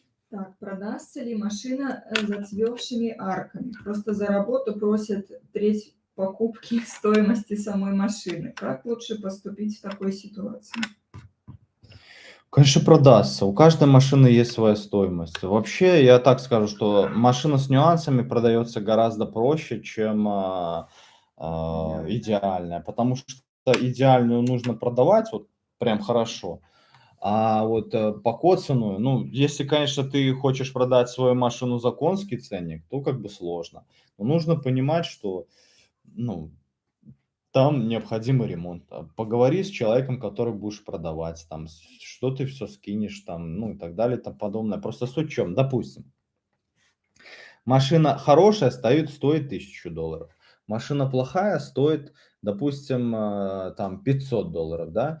И вот эта вот разница в цене у них должна быть не только на вот этот вот ремонт арок, а еще за моральный ущерб. То есть человеку ж нужно кому-то отдать эту машину, а, потом ждать, как ему сделают эту тачку, хрен его знает.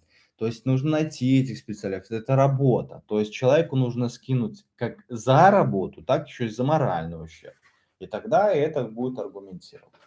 Но опять же, все тоже относительно. К плохим, как правило, машинам бегут перекупы, а к нормальным машинам бегут обычные ребята. Нужно понимать, кто тебе нужен в конце, то есть с кем ты хочешь иметь дело. С перекупами тоже, честно говоря, не всегда приятно иметь дело. Это тоже нужно ну, помнить. Потому что, допустим, у меня, по моему опыту, вот я продаю эту тачку, да, какую-то там, я могу сказать примерно, кто приедет забирать эту машину. Допустим, девушка там, мужик в годах, там, семья приедет, ну, типа такое. И очень часто оно получается, потому что, а, ну, то есть какие-то нюансы ты уже плюс-минус понимаешь, что за портрет человека к тебе должен приехать. Ну, процентов 60 так точно совпадает. Давай дальше, что там? Покраска при низких температурах. Это полное дно. Это я точно скажу. Ну, во-первых, что надо. Если нужно просто дрифт корч покрасить, вообще отлично. Я говорю, что если в районе 10 градусов тачку покрасить, плюс 10, я думаю, в целом это еще как бы погранично нормально. Все, что ниже, уже, ну, на свой страх и риск. Потому что как бы повышенная влажность уже, и здесь и влага закупоренная под грунтом может быть, и это все вылезет там по лету, а то и по зиме. Короче, 20 градусов это в идеале. Все, что ниже, это уже погранично, а все, что ниже 10 градусов, это погранично уже вдвойне, а то и в четверне. Что там еще у нас есть? Потеряла. Расскажи, какую шумоизоляцию использовать для моторного щита со стороны двигателя. У меня там голое железо. Со стороны двигателя? Да. Блин, ну вот это я не скажу. Ну, как правило, со стороны двигателя по заводу там стоят типа такая резиновая защита, и плюс там какой-то типа войлок идет. Но, как правило, со временем все это лопается, трескается, это выбрасывается, как и у меня в моем случае с Бэхой было. Поэтому просто моторный щит шьется с салона, зашивается. В целом достаточно вибро и вот этой вот типа шумоизоляции.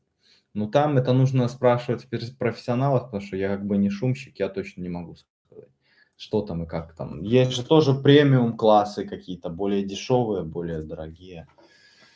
Вот. Тут надо это изучать, а лучше обратиться к тому, кто именно, ну, занимается Подберёт. этим. Да, подберет. Как приводишь в порядок салон авто? Ни одного видео по салону у тебя не помню. Ну, я в целом, меня просто отпылесосил, просто протер какой-нибудь не едкой химией. Все, то есть э, ничего такого сверхъестественного там нет. Ну, на продажу, да, какой-то химией там карты помыл, там типа винет, типа шима, там хватает у них всяких этих отмывающих веществ. Вот я, кстати, недавно мыл, но, правда, не успел подснять в Passat своем. Вот, ну все эти дверные карты в идеале отмывать именно с пылесосом, чтобы он высасывал всю эту грязь, потому что если это все останется именно на дверной карте, капнет немножко водички и появится пятнышко такое, потому что, ну, химия это активизируется. Вот. Ну, надо что-то снять, но опять же, я ж в этом как бы не супер спец. Я могу намарафетить тачку на продажу, ну, и все. А как это сделать правильно, это уже другой вопрос. Если узнаешь, то расскажешь. Потому что я, честно говоря, в этом не силен. Хорошо. Опять про покраску зимой в гараже. Можно ли красить с помощью теплопушки? Ну, я так То есть понимаю, если включить она... теплопушку. Но проблема с теплопушкой какая, что она, во-первых, ну, повышает риск пожара, это раз. А во-вторых, она гоняет пыль по гаражу.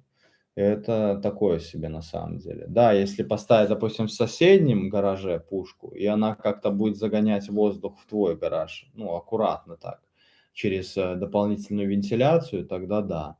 А прям так, ну, может быть, и нормально все будет, но опять же, на мой взгляд, это такое себе удовольствие. Ну, в целом, допустим, можно сделать так. Прогреваешь помещение, нагревается металл машины, потом ты ее перед покраской выключаешь, начинаешь все это красить, покрасил, вся эта пыль там осела, потом опять включаешь, оно немножко просушивает твой слой, ну, просто это затянется во времени. И вот таким вот макаром все это ты и гоняешь. Вот так. Как сохранить хорошее настроение при разборе старого авто? Лично я без мата такую работу не могу делать. Ну, такая же ситуация. У меня еще молотки по гаражу летают там. Сохранить хорошее настроение? Да я не знаю, только, наверное, не заниматься, если этим. Вот. Других вариантов нет, потому что я тоже там на камеру я могу там и аккуратно, да, походить, а без камеры я могу материться прям вообще конкретно. И могу кидать всякие молотки, могу и по машине другой раз ляснуть молотком. Все как у всех. Стоит ли покрывать акрил лаком поверх?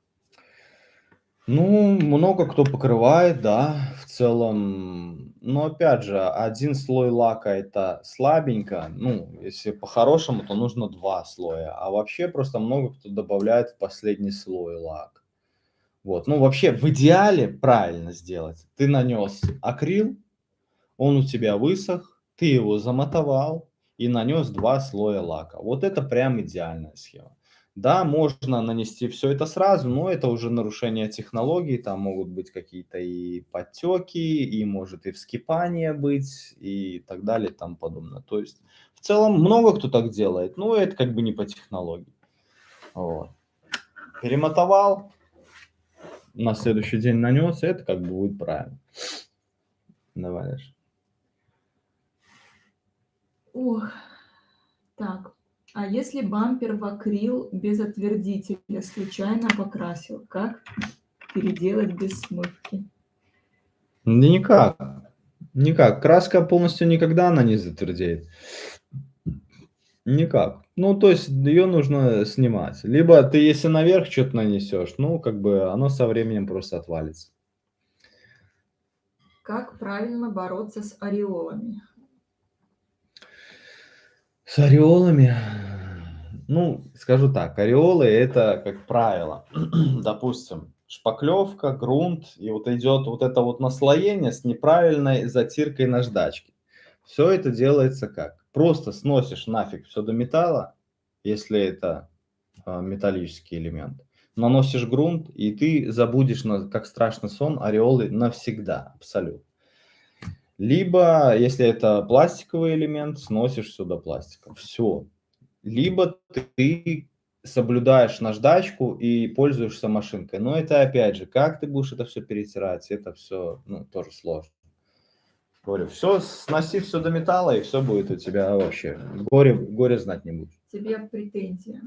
Когда задаешь подписчикам в инсте какой-либо вопрос, хотелось бы потом видеть ответ на него, так как много ответов будут интересны и другим Услышал, людям. принял, все. Можно ли на преобразователь Вёрт шпаклю стекловолокно? На преобразователь Word? Да. Ну, как бы да, но как бы нельзя. Я говорю, что я очень часто могу нарушать технологию, она может и не отваливаться, но суть в чем, что Word это однокомпонентный материал, а шпаклевка это тот материал, в котором содержится вот этот отвердитель вредный, который разбавляет этот Word. То есть вы возьмите вот просто ради интереса Word, нанесите, допустим, на какую-то поверхность, он засохнет, и возьмите вот этот вот отвердитель с вашей шпаклевки и нанесите на Word.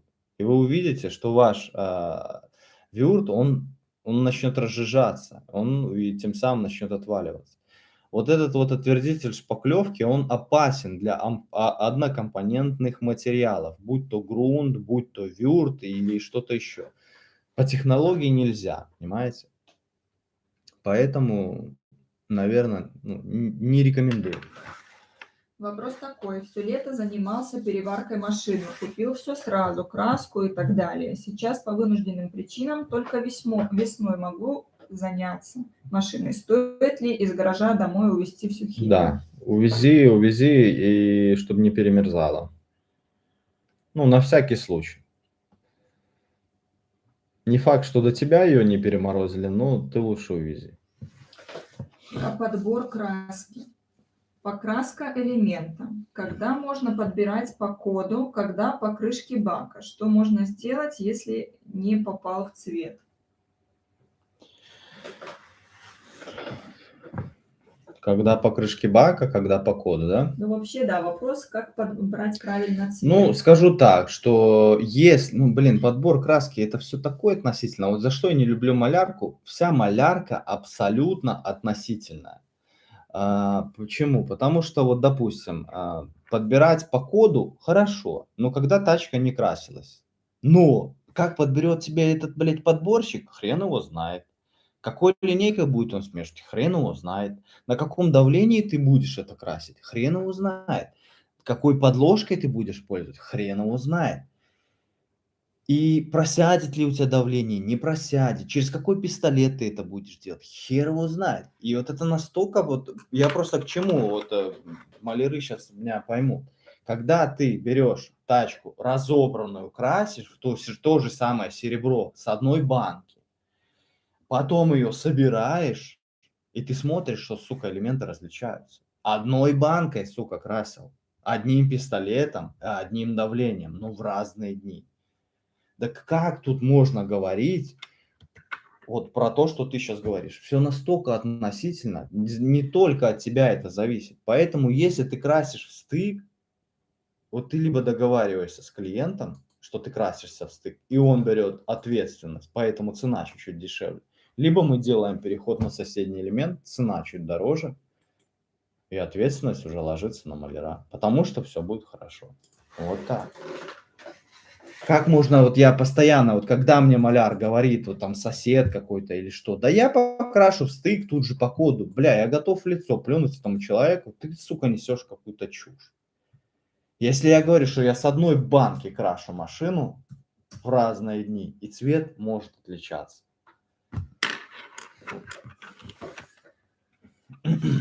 Как посчитать стоимость сварочных работ для клиента? Замена днища, порога, арок и так далее. Ой, я что-то нажал. Так, что еще раз? Как посчитать стоимость сварочных работ для клиента? Замена днища, порога, арок и так далее. Как посчитать, да? Мгм. Ну, на самом деле, вот у нас как-то неправильная политика цены вообще изначально. Должно быть так. Машина остается, ты ее делаешь, ты примеряешь, сколько там чего, сколько ты потратил, сколько ты там кругов потратил и так далее и тому подобное. Тогда уже делается смета, и вот тогда уже выставляется цена. А у нас как-то немножко, ну, я понимаю, все это от безденежья происходит. Человек должен сказать изначально цену, хотя не знаю, что там в пороге происходит, что там примыкать, днище не примыкать и так далее и тому подобное. Эту цену нужно постоянно менять. Ну, как бы это сложно все, понимаете? Как точно ну, человеку сказать цену, хер его знает. Ну, у многих порог переварить $50, у многих $150, у кого-то $250. Ну, тут уже надо самому понимать, сколько стоит твой час хотя бы. Ну, кстати, одна из самых, мне кажется, нормальных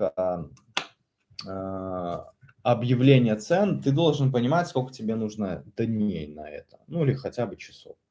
Потому что ты знаешь, что, допустим, твоя аренда гаража стоит столько, в день стоит столько, значит, приехать на бензинчик тебе нужно столько, покушать тебе столько. Когда ты все это знаешь, ты можешь просчитать смету и знаешь, что, допустим, день у тебя стоит $50. Порог ты делаешь за день, значит, $50, ну, к примеру, да? Либо, ну, вот как каждый для себя должен определиться. Это же все от многого зависит. Либо у тебя бокс, там $3000 ты платишь себе за помещение, у тебя порог стоить будет, ну, как-то совсем по-другому. Это нужно понимать. И опыт тоже. Все это, ну, все это относительно, ребят. Ребята спрашивают, как донатить. А Я я не знаю. прикрепила ссылку на Boosty. Там Я в описании. прикрепила в чат. А где она? А, сверху, да? Да. Вон сверху ссылка, если кто хочет там что задонатить, там На можете Бэху. задонатить. После покраски авто через какое время можно полировать? Ну, в идеале, если ты покрасочная камера у тебя, есть сушка, то можно там через час, грубо говоря, полировать после сушки. Ну, не через час, пускай там через 2. Если нету, то ну, надо, чтобы кристаллизовался лак полностью. Летом это в районе месяца, а зимой это хер его знает сколько. Он по факту вообще там не кристаллизуется, наверное. Вот, поэтому те, кто полирует на следующий день, ну, честно вот вам, ребят, вот прям крест даю, честно вам говорю, я ни разу не видел ни одного маляра, который полирует на следующий день, либо на следующих 2 дня, чтобы полировка была прям во. Ни одного я не видел. Никакими полироли. Потому что лак, он должен закристаллизоваться. Понимаете? А для этого нужно либо его просушить, либо выждать время. Вот так. Какую шлифмашинку купить? Шлифмашинку. Вот Мгм. мне понравилась Варис. Вот реально мне понравилась Варис. И с кем я не общался, прям за эти деньги, блин, прям пушка вообще премиум класса. Вот та, которую я работаю, Варис. Вот та красная, я ее пацанам отдал. Ну, как бы там за свои интересы. А Варис у меня, я прям кайф. И не вздумайте вот покупать, ребят, честно, не вздумайте покупать эти макиты-шмакиты, которые стоят вроде $100, а, кстати, она уже не $100 стоит, а, наверное, долларов 150. Это полная шляпа. Вы выбросите свои бабки на ветер. Эти макиты, они предназначены для, скорее всего, деревообработки. И то. Я не знаю, как они там замогаются. Купите себе нормальную, отжалейте денег, отмучитесь, по $50 откладываете в месяц, через полгода купите себе хорошую машинку, и вы будете вспоминать меня хорошим словом. Я вам реально говорю. Можно ли в данных погодных Но если есть возможность буржуйку в яму поставить, то поставим, будет более равномерно. Если нет, тогда кто-то мне рассказывал, что очень хорошо сверху поставить шланг такой, который будет возвращать теплый воздух прямо к тебе на пол. И будет воздух по гаражу циркулировать. И желательно сверху поставить это именно в тот угол, где у тебя холодный угол. И небольшой вентиляторчик, который, ну, такой чуть, ну, который обычно в домах ставят в квартирах. И все. Как правило, сверху создается теплый воздух, и он его будет опускать просто вниз. И вот так вот будет циркулировать, и у тебя будет по всему гаражу тепленько. Вот так вот. Так, Павел спрашивает, если на оцинкованной машине есть сколы до Мгм. металла, и металл в идеале, и не зацвел, стоит ли сначала промазать эпоксидным грунтом, а потом уже базой, или достаточно просто базой нанести и парить? Эпоксидный грунт, эпоксидный по-любому, потому что цинк, как я уже говорил, это такая поверхность, на которой плохо держится. А эпоксидник, он хороший адгейдж дает.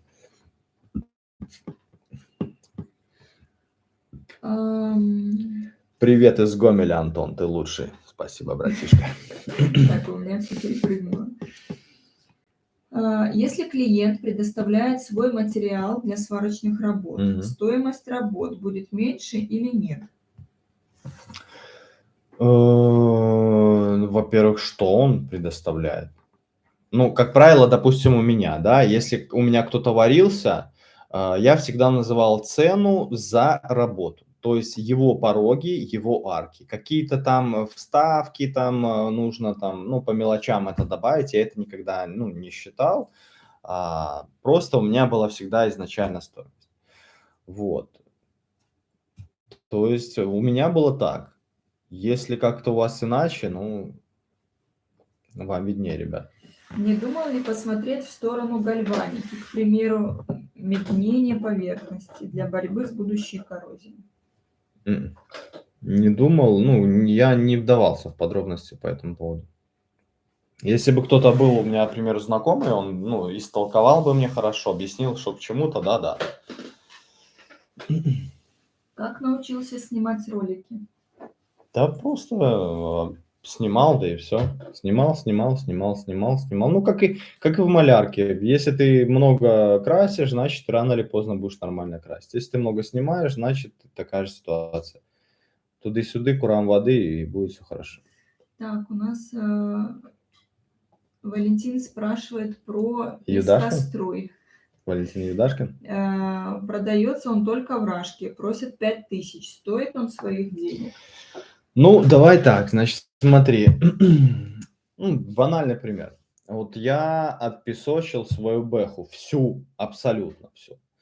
Такая пескоструйка бы отпесочить всю тачку стоила бы, и то это бы не было качественно, настолько качественно, сколько сделал я.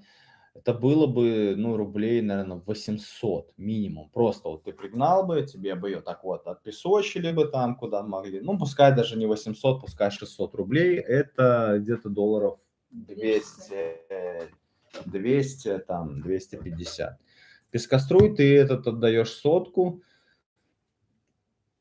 Сотка, да? Ну, Да, это 100, да. 100 долларов. Ну, это И как бы он у тебя остается. Единственное, что тебе там, ну, вот я песок покупал, один мешок песка 25 килограмм, он стоил что-то в районе 12 рублей. Ёпта. Так если тебе чисто жучки какие-то на машине погонять, ну, это вообще просто изумительно. Но нужно понимать, что если у тебя какой-то большой там очаг, громаднейший очаг, все равно, как бы, ну, большой пескоструй тебе нужен будет. Это что-то более локальное. Но, тем не менее, с локальным таким пистолетом я всю тачку отпесочил. Ну, конечно, это был путь воина, по-другому не скажешь.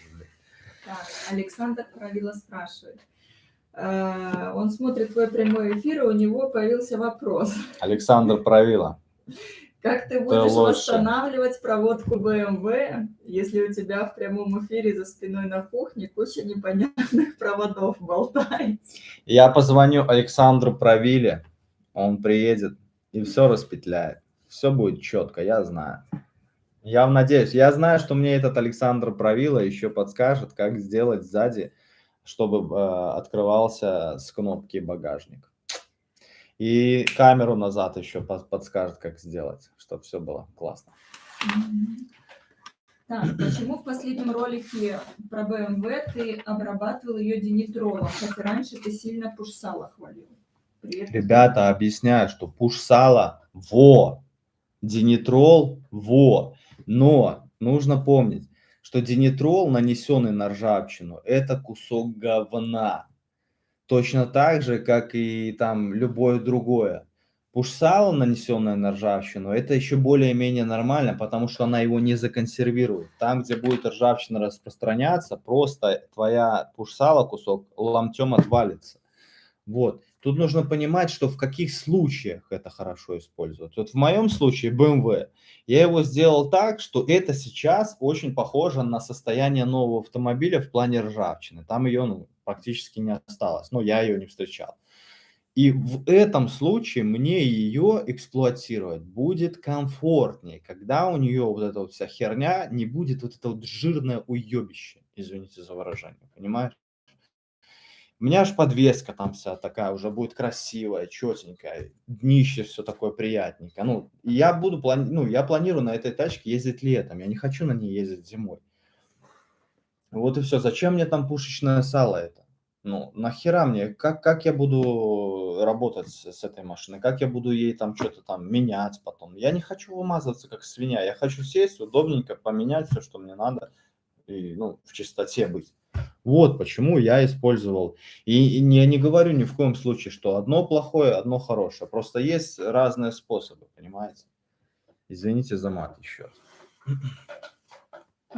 Здравствуй, Антон. Очень интересно твое мнение об АвтоВАЗе. Стоит ли покупать Ладу Весту, если за этот же бюджет можно найти Volkswagen Polo, но на 5 лет старше?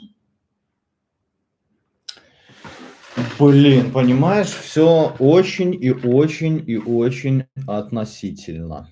Вообще, ребят. Тут ничего я не могу сказать, потому что тут у каждого свой путь, и тут у каждому нужно что-то для себя понять. Вот, допустим, ты хочешь себе Ладу Весту. Ты покупаешь себе Ладу Весту, набиваешь себе сам какие-то шишки, и через 2 года ты становишься умнее и говоришь: либо вот я следующую хочу Ладу Весту следующего года, либо я уже ни в коем случае не хочу себе Ладу Весту. Никогда никого не слушайте. Вот когда вы стоите перед выбором, сделайте этот выбор, потому что он вам для чего-то нужен. Вы должны что-то понять. То же самое и здесь. Берешь Ладу Весту, и потом мне же скажешь: Антон, не бери ни в коем случае Ладу Весту, потому. Либо наоборот, бери Ладу Весту, потому. Потому что мы возьмем 10 человек с Ладой Вестой, один будет хаять, другой будет хвалить, а третий, я не знаю, и так далее и тому подобное. Поэтому только тебе виднее, понимаешь? Потому что у тебя перед этим был, допустим, я могу сказать, что Нива это кусок говна.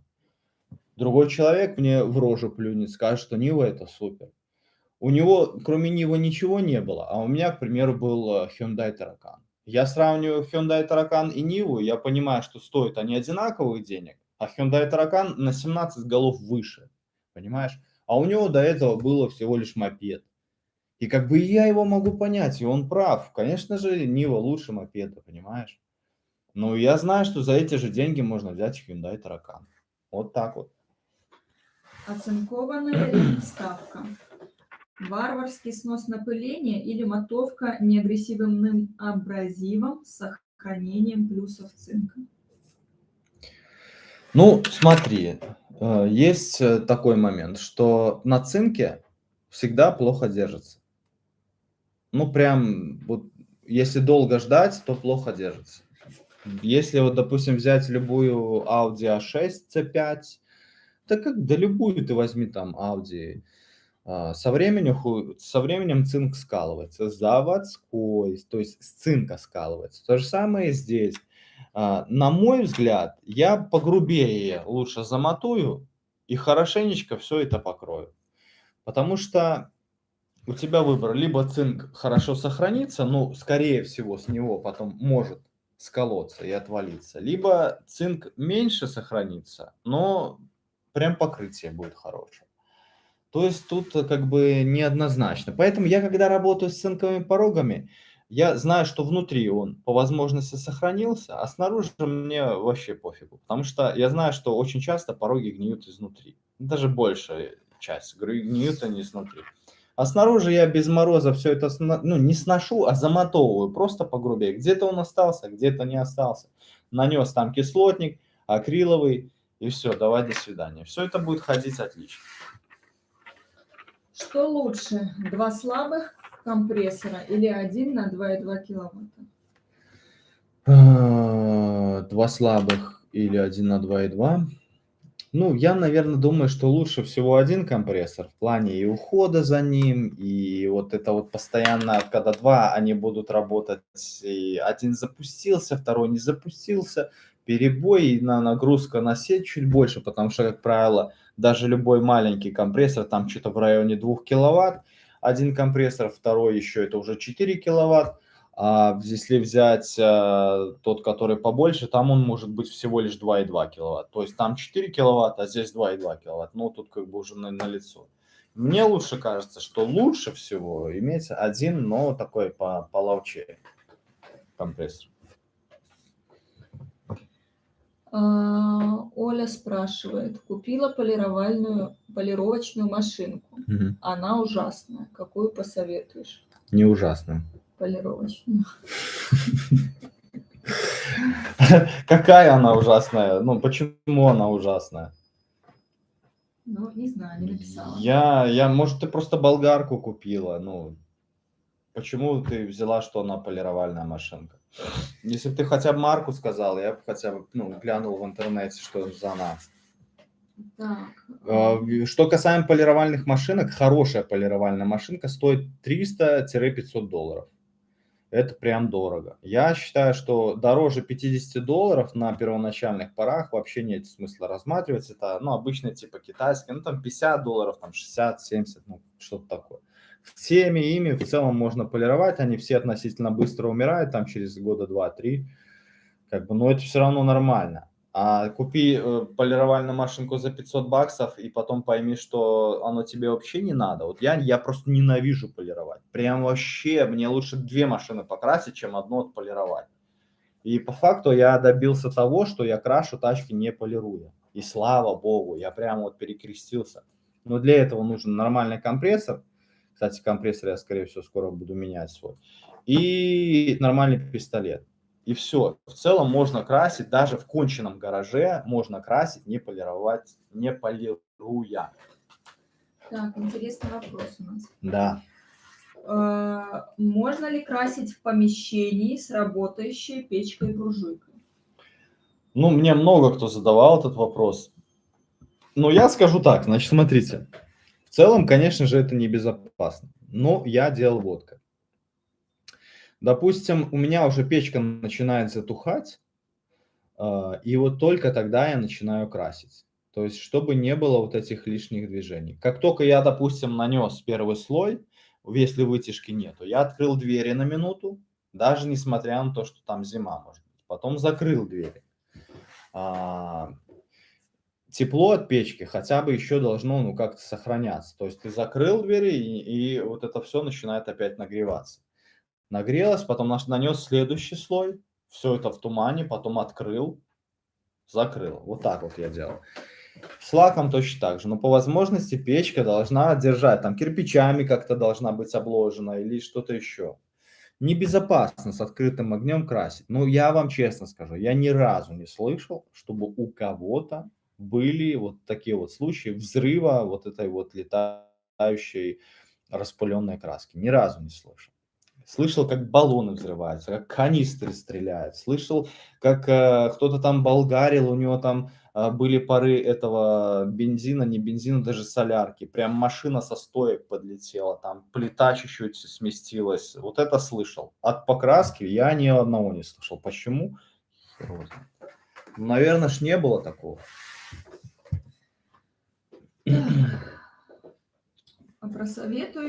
Подскажи, пожалуйста, какой полуавтомат посоветуешь для новичка, для того, чтобы в будущем можно было делать сварочные работы по машине?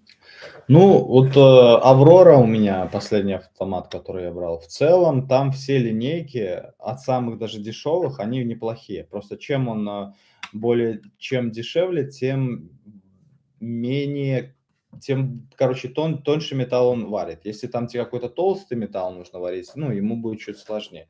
А тонкие вообще на изи. Поэтому, ну, рекомендую смотреть в этом направлении.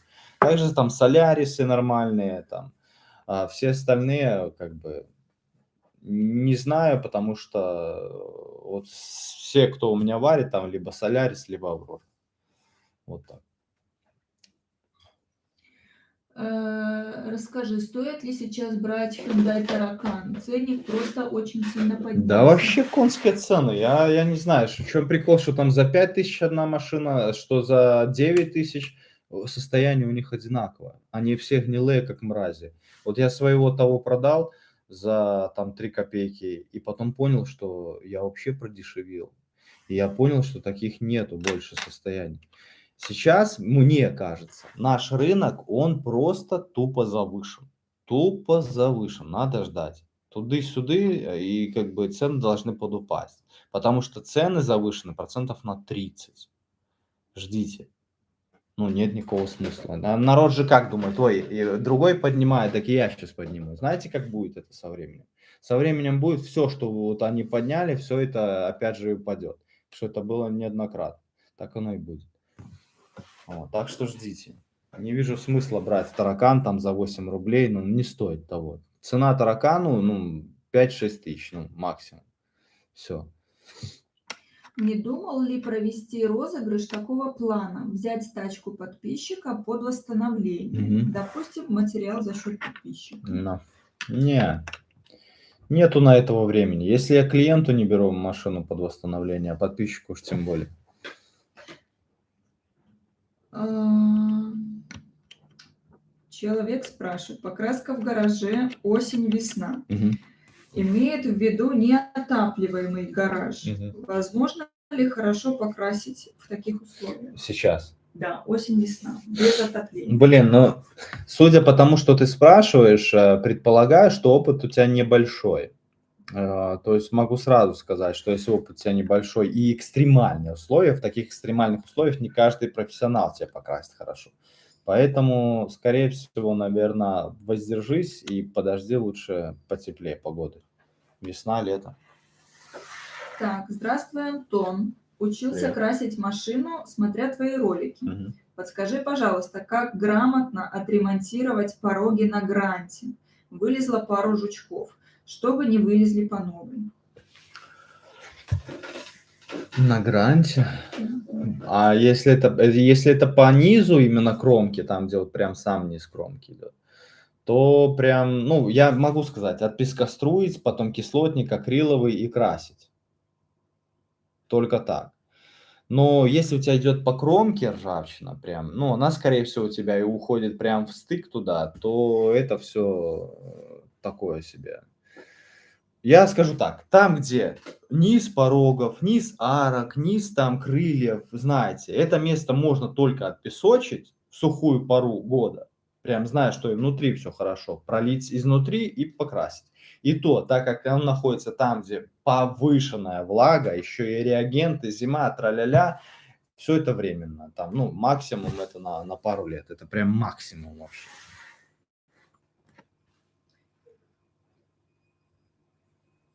Что там? Антон, тебя много кто смотрит со стран СНГ. Мгм. И хотя ты не самая публичная личность, но у тебя есть влияние на обычный рабочий класс. Возможно, ребят.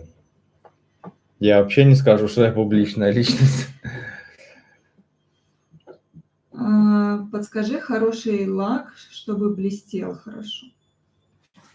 Ну, вот из бюджетных мне нравится Брюликс. Вот прям вообще. Вот прям вообще Брюликс нравится. Я Бэху, ну, либо Юполом буду красить. По Юполу у меня там немного осталось. Ну, вот из бюджетных скажу, да, вот Брюликс в целом даже вообще нормально. Где лучше хранить авто, в гараже или под навесом? В идеале под навесом, но либо в сухом гараже. Вот прям, чтоб сухой вообще, сухой-сухой. И желательно он должен быть, наверное, кирпичный скорее. Но опять же, кирпичный, сухой, такое относительно. Ну, вообще я говорю, что если под навесом, то, ну, главное, чтобы не было солей. Если там какая-то влага там или еще что-то. Ну, опять же, допустим, суть в чем, смотрите. Когда ты хранишь ее на улице, резкий перепад температуры на улице, и, допустим, на 15 градусов опустилась температура, значит в пороге, если там, ну, если там все хорошо, ничего страшного, там выпадает конденсат в пороге. Следовательно, он стекает, если там все обработано, все хорошо. Если тачка, допустим, какая-то раритетная, восстановленная, там вопрос, как она восстановлена, то желательно, чтобы перепада температур этого не было. Следовательно, она должна стоять, допустим, в гараже, где там температура +1. Если на улице резко падает температура, то в гараже все равно +1. Вот. Тогда тачка будет вообще камильфо, и ей вообще будет не страшно. Если время от времени еще гаражик там протапливать, то будет вообще красота. Если он только сухой. Если гараж влажный, то как бы это еще гораздо страшнее будет, чем просто хранить ее на улице. Потому что на улице там все проветривается хотя бы, а там все затхлое. И там все начнет микроорганизмы развиваться под тачкой, и все это вот подгнивать. То есть все относительно, понимаешь? Как ты? Ну подожди, а по Бэхе по своей я планирую арендовать потом гараж сухой и там хранить ее. Не на улице, не под навес. Да, чё. Расскажи, как подлива козы, что это такое? Человек Вёрт, очень преобразователь Вёрт. 0890, дальше не помню. Номер его. Преобразователь Вилт. Шпаклевание на цинконаполненный двухкомпонентный. Не. Цинк нужно всегда перекрыть эпоксидником. Всегда. Вот прям всегда Даже если вот двухкомпонентный? запомни. Да, ты какая разница? Вот от цинка отлетает все, кроме эпоксидника. Эпоксидника повышенная, это самое, как его, Адгезия. да. Ну, можно еще кислотник, ну, как бы кислотник, потом еще нужно акриловым перекрыть, то есть это тебе раз грунт, два грунт, три грунт. Либо достаточно наносишь цинковый грунт и наносишь эпоксидный грунт. О, все. Просят катать студию. Нормально такой. Как ты борешься с холодом в гараже сейчас? Да что, я протапливаюсь печурочкой. Кстати, дровишки вот сосновые были, сейчас немножко дубовыми топлюсь. Блин, ну дуб, конечно, вообще просто красота. Прогревает помещение, наверное, раза в 2 посильнее и дольше держит тепло, и, ну, и КПД побольше. Блин, вообще кайф. Но дубовые, конечно, денег стоит космос. Так, расскажи еще раз про наш розыгрыш пескостроя. Розыгрыш пескостроя будем делать в Телеграме, в Инстаграме. Уже Следите за событиями. Уже сделали? Уже все, пусть заходят и Уже участвуют. сделали, то есть заходите, участвуете. Кто выиграет, тот получит. Все очевидно просто, ребятишки, братишки. Ну все уже, давай, может быть, и закругляться. Да, давайте Еще тогда. пару вопросов. Давайте еще парочку вопросов и будем закругляться. Так. То есть вюртом лучше пользоваться не стоит, лучше песок и потом шпаклей? Ребят, есть одно единственное правило хорошего удаления коррозии. Ее просто нужно убрать. Ее не должно быть. Понимаете? Ее нужно полностью отпесочить, потом кислотничек и акриловый грунт. И это в целом будет все держаться хорошо. Можно, конечно, там потом еще сборной солянки какой-то намутить, еще сверху еще и эпоксидничка. Тогда это, конечно, будет еще лучше. Но это уже будет дороже. Понимаете? Если как бы вы в идеале хотите, прям вообще там, это отпесочили, кислотник, акриловый и сверху эпоксидничка вальнуть еще. Тогда это прям будет вообще секс. Но чуть дороже. Расскажи про компрессор, пожалуйста. Я так понимаю, что, наверное, расскажи, какой для покраски нужен компрессор. Ну, я говорю, что если хотя бы полники какие-то будут, то хотя бы нужен 2 поршня, 100 литров. И это будет граница, прям граница минимума, который вообще будет держать. Если уже лучше, то там надо что-то типа 300 литров ресивер. Там 2 поршня, там 3-киловаттный двигатель, и, скорее всего, это будет уже даже, наверное, 380 вольт. Ну, если на 220. Редко, но есть. Вот. И этого будет хорошо. Для пескоструя, для хорошего пескоструя, там уже нужен такой ресивер литров на 500.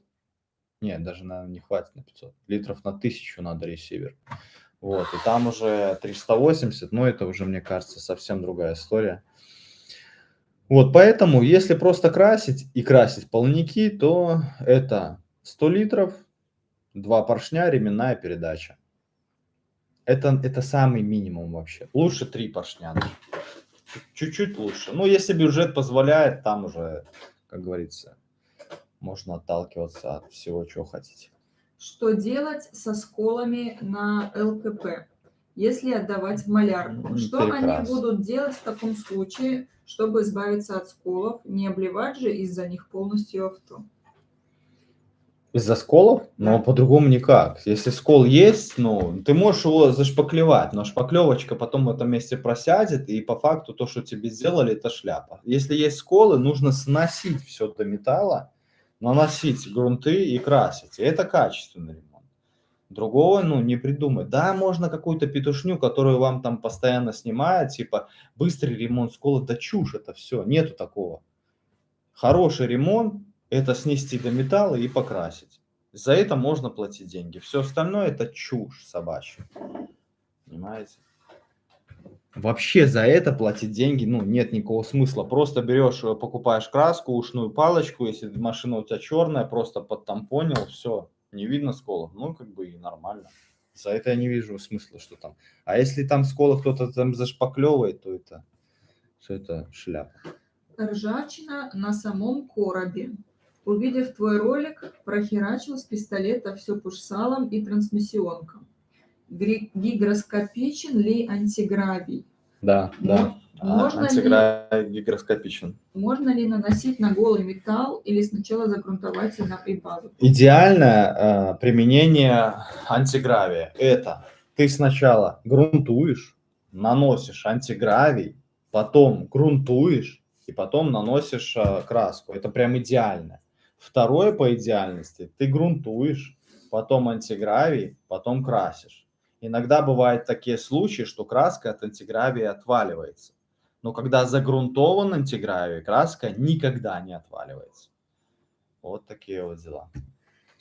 Иван тебе задонатил О, 20 Иван, долларов. красавец. Благодари. Спасибо, Иван. Очень приятно. А Иван это не Это иностранец. иностранец. Ничего себе, дружище. Так, давай еще.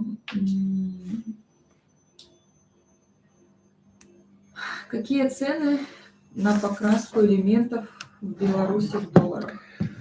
Короче, скажу так. Мне это на самом деле не сильно понятно, потому что, вот смотрите, цены на материалы выросли порядка процентов на 40. Цены за работу как были, такие же и остались. Вот если кто-то поднял цены, вот вы напишите, ребят, я поднял цены там на столько-то, на столько, мне реально интересно. У всех цены такие же остались, как и были. Но это же, это как? Тут я знаю, что со старыми ценами маляры ни черта не зарабатывали, а с нынешними ценами это вообще просто офигеть. Пацаны-соседи делают Мерседес 123. Так там материала только на $1300. Материала на 1300 баксов. У меня на бэху материала ушло уже плюс-минус там больше косаря. Материалов только. Я не говорю шумки, нет, я говорю там вот шпаклевки, вот это все там у меня лежит, как бы, ну, нужно оприходовать будет грунты, там все. Больше косаря, понимаете? Это просто офигеть. Шумка там каких денег стоит. Я говорю, это восстанавливать раритеты вот эти вот, это нужно быть полностью отстрелянным человеком, вообще на всю кукуху, я вам честно говорю. У тебя спрашивают, ты с тетей Олей контактируешь? Нет. Ну, а смысл? Я не вижу. У нас нету общих точек соприкосновения. Так. И, кстати, против него я ничего не имею абсолютно. То, что там кто-то его хейтерит, я против него ничего не имею. Это бизнесмен, который делает свою работу, зарабатывает там свои деньги, вопросов нет. Если бы он делал что-то плохо, то как бы люди бы к нему не шли. Если они к нему идут, следовательно, он делает это, нормально, хорошо, я так понимаю. Если он продает свой материал, если бы он был херовый, то его бы не брали. Если он его продает, как бы люди берут, значит, он нормальный. Я из этого делаю вывод. Просто вы наблюдайте за людьми. Если он делает что-то плохо, человек, и как бы рано или поздно все загнется, потому что это плохо. Если он делает хорошо, значит, там все нормально. Вот и все. Так, жестянщики и стапельная рихтовка. Перспективно ли вообще это направление? Жестянщики, стапельная рихтовка. Жестянщики, стапельная рихтовка.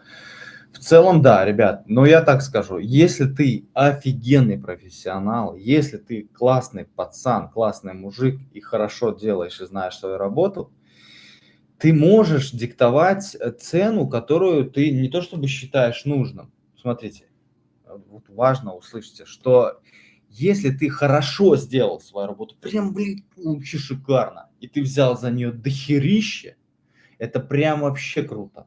Но если ты взял за свою работу вот столько, 3 копейки, и сделал так хуёво, так хреново, то вот это реально херово, блин.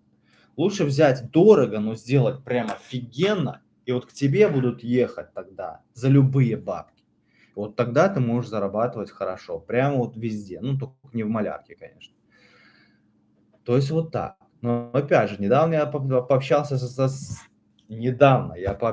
со знакомым, ну, мы стали знакомы, он видал мои видосы, и он сказал, что я на малярке зарабатываю $3000 в месяц в Беларуси.